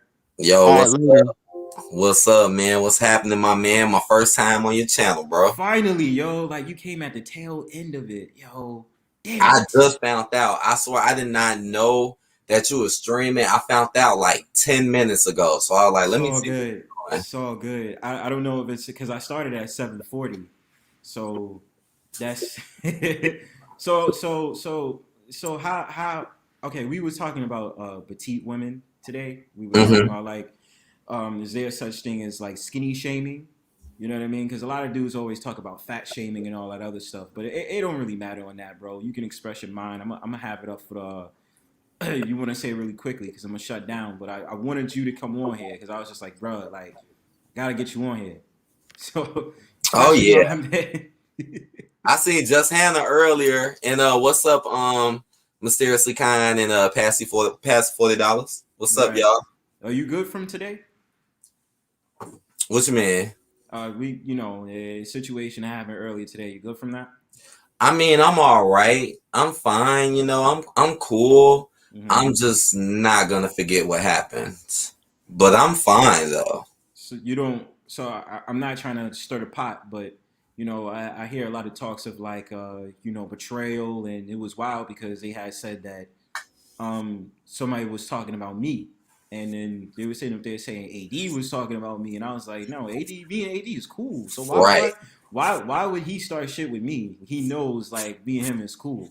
Like that's the weirdest thing. Like why would you say to? And then someone said that who is it? Ernest was sitting up there talking about he wants to flag my channel. Yeah, I seen that earlier. Oh, so that did happen.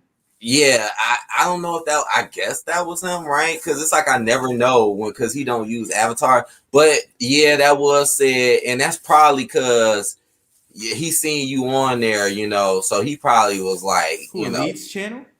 Yeah. Yeah, I had discussed with Elite. I was like, the complications that I have with her is it's like you say that you don't care about what AD is saying or AD's always starting drama, but at the same time, I'll see you post stuff in the community tab or you'll mention them on your stream. Right. So it's like you can't really say you're over the situation, but at the same time, you're talking about them on your stream.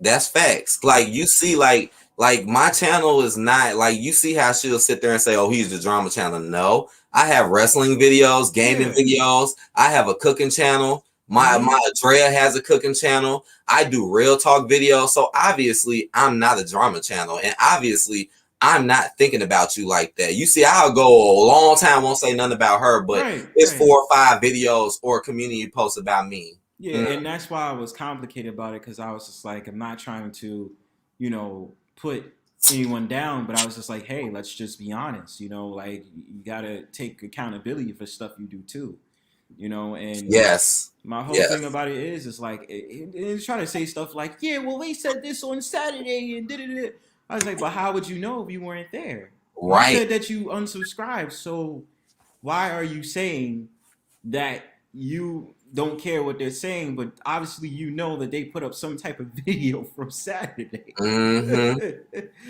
else that makes me laugh, bro, is when she say, "Oh, a friend sent it. Oh, someone emailed me this, but you still posted it. So does it really matter?" Right. But you still posted it. You posted it and you said who sent you it, but if you obviously don't care about the situation, then you wouldn't talk about it.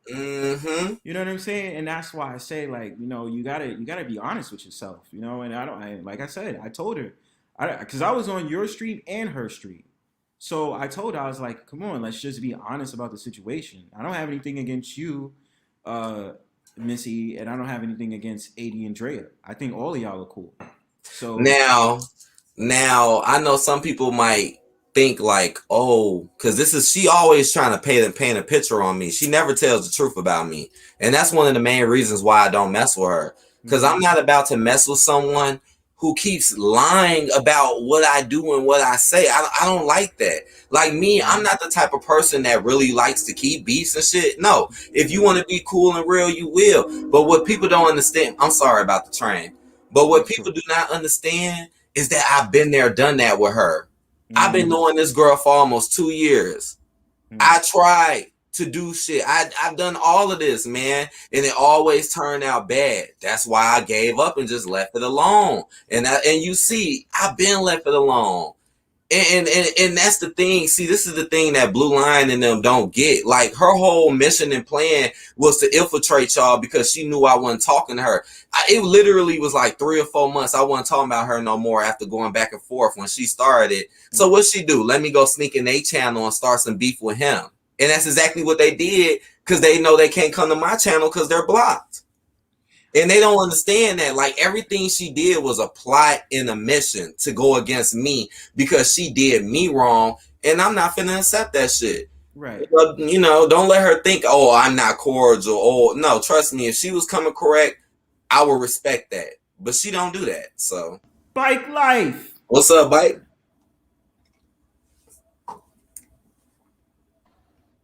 What's up, man? You're on mute, man. Is it running through? Yeah, I can hear you, bro. All right. Hey, what Money's saying? What now? What's going on, Go Mike? ahead, speak.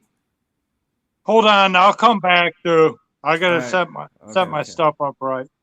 Okay, so is Eric saying? Because I mean, I'm not doing this to instigate. You know, I'm just doing this because I just want to understand what's going on. So we're off of that.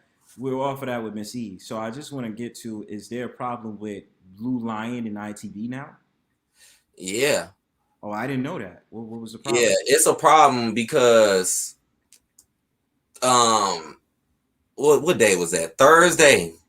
Like, you already know, like I just said, right? She infiltrated their channel because of me, obviously, because she likes to troll me. So obviously they got into it with her because she was attacking me and started attacking everybody else like she always do.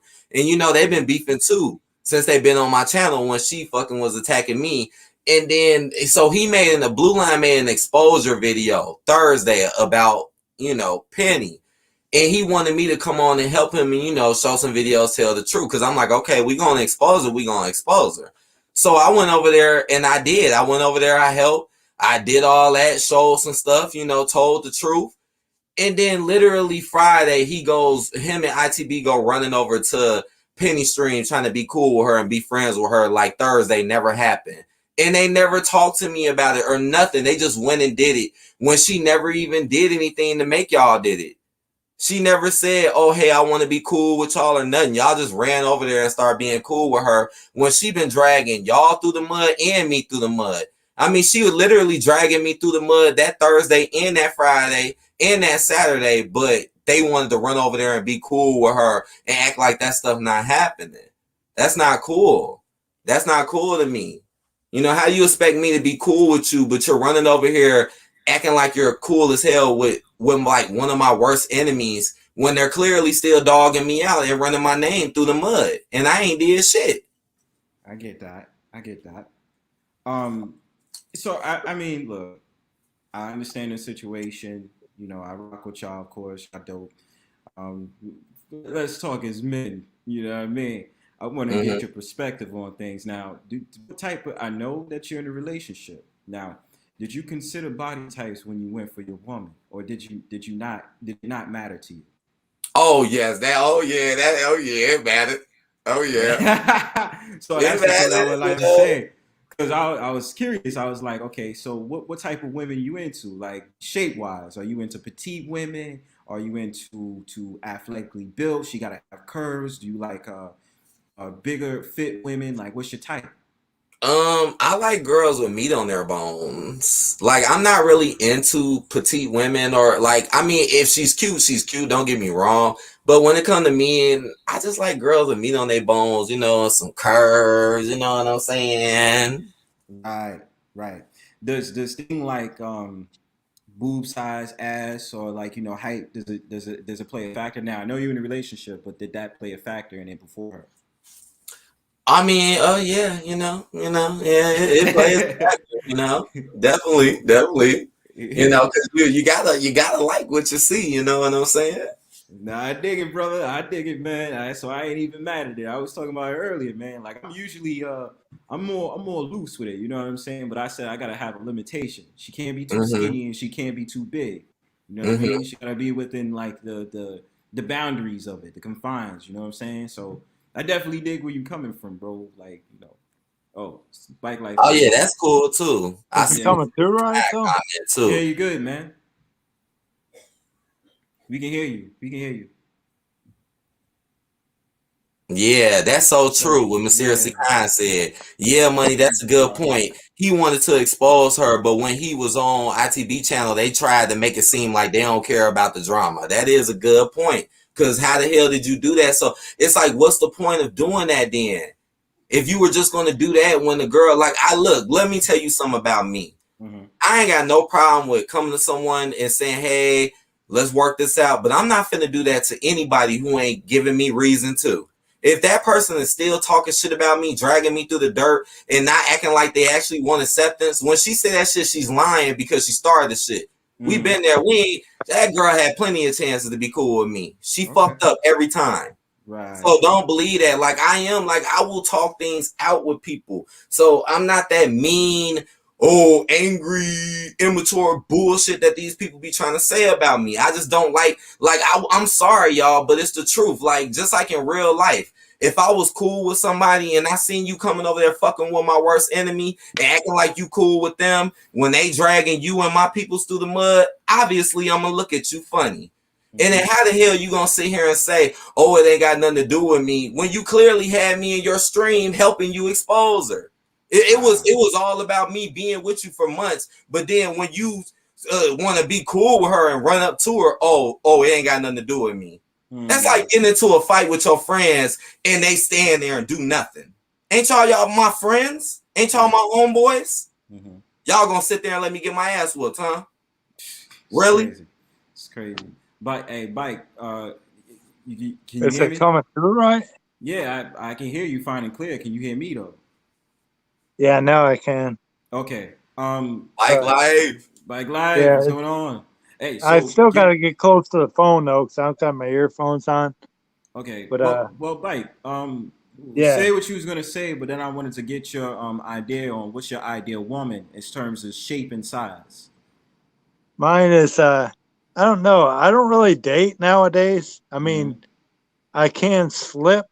I'm only human, but I just I just like my hobbies. But I don't know. It's probably I like thick women. I'm not Mm. gonna lie, and I Okay. like it. Don't matter what race, but I'm gonna be honest. Mostly it's white women, but black women. Let's keep it real. Black women age way better than white women. Mm. You Okay. hear me? Yeah. I hear you completely, man. Yeah.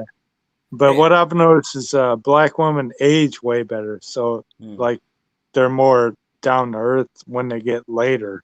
You know how crazy they get at an earlier age. Yeah. But I I mean. don't know. It just depends. I mean, I'm not really attracted to Asian women at all Mhm. because most of them are thin as hell. But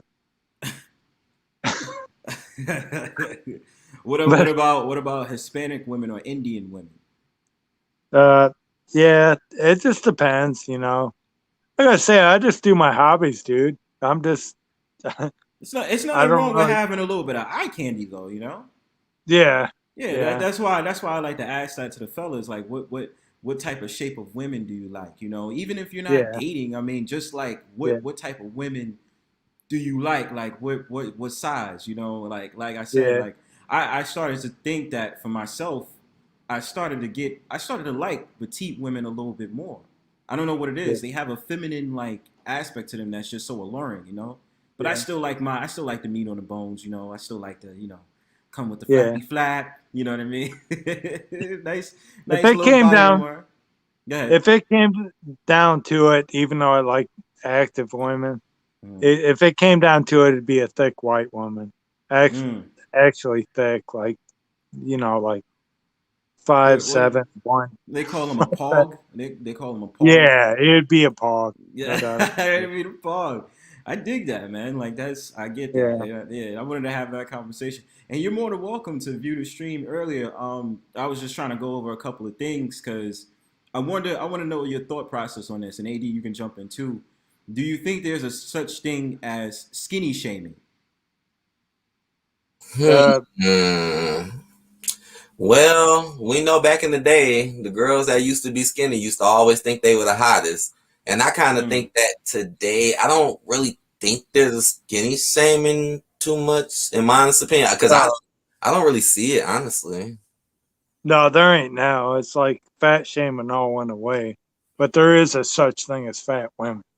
There's definitely fat women all over the fucking place. Mm-hmm. Like like he said, when pog women look good, but there's women that same size that look like shit. That's true. That's true. Okay, yeah. I just wanted to get y'all thoughts on that. So look, guys, y'all jumped in at the end of the stream. I just wanted y'all to get. I just like it's not right. I gotta get AD here, and I need to get Bike to be here. I'm glad that you guys came through with y'all perspectives because I've been waiting for this. So no problem. Yeah, next Friday, I don't know what I'm going to do in terms of like what topics I'm gonna bring at. I'd probably just be an open panel. And if my internet connection don't be acting so weak, I'll try to just put it on for like 5 hours. So yeah, I'll do that. But AD, if Pastor $40 is listening, I'm gonna challenge you guys to a cipher. I'm gonna just leave that on the table. You understand? Oh shit! All right, so y'all better come with y'all freestyles. Y'all better come with it smoking. I don't know, but it's gonna happen. You gonna be rapping, son. So I mean, that sound like fun to me, bro. That sound like fun. We could do acapella. If we got beats, we could do this, man. All right. So yeah, hey, y'all can stick around while I play some music. As I usually do at the end of my streams, I play some music and I close down. But thank you guys for coming here, man. Appreciate you guys a lot. Man. Y'all have a good one. No problem, Bronzebird. I appreciate you too, my man. And I'm gonna see you on the later tip, bro. All right, man. Thanks to y'all for coming, man. Have a good one. Yeah, man. And look at that. Beautiful stream tonight. And let me tell you something, guys. I really enjoy this. This is like the 4th stream I did, and I'm always interested in seeing the panel grow or the channel grow. So, it's all love, man. So what I'm going to do is I'm going to play some music. You can stick around and listen. I got 3 more songs to hit. Hopefully my internet don't wild the hell out. And we're going to play some music to end this night off right. So be prepared.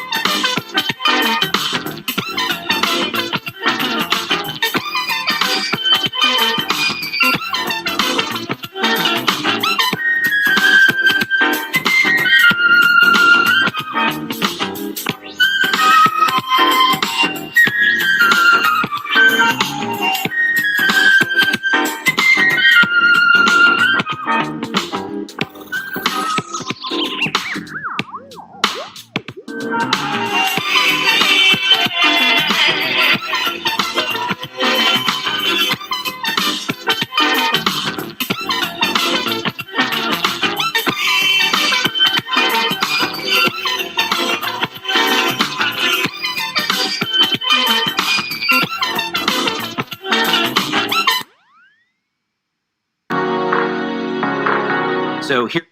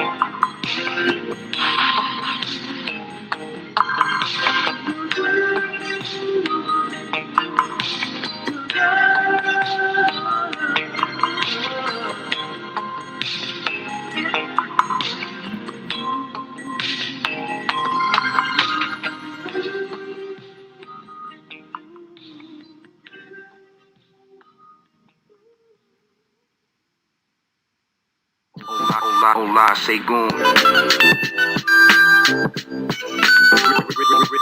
Real live shit. Real live shit.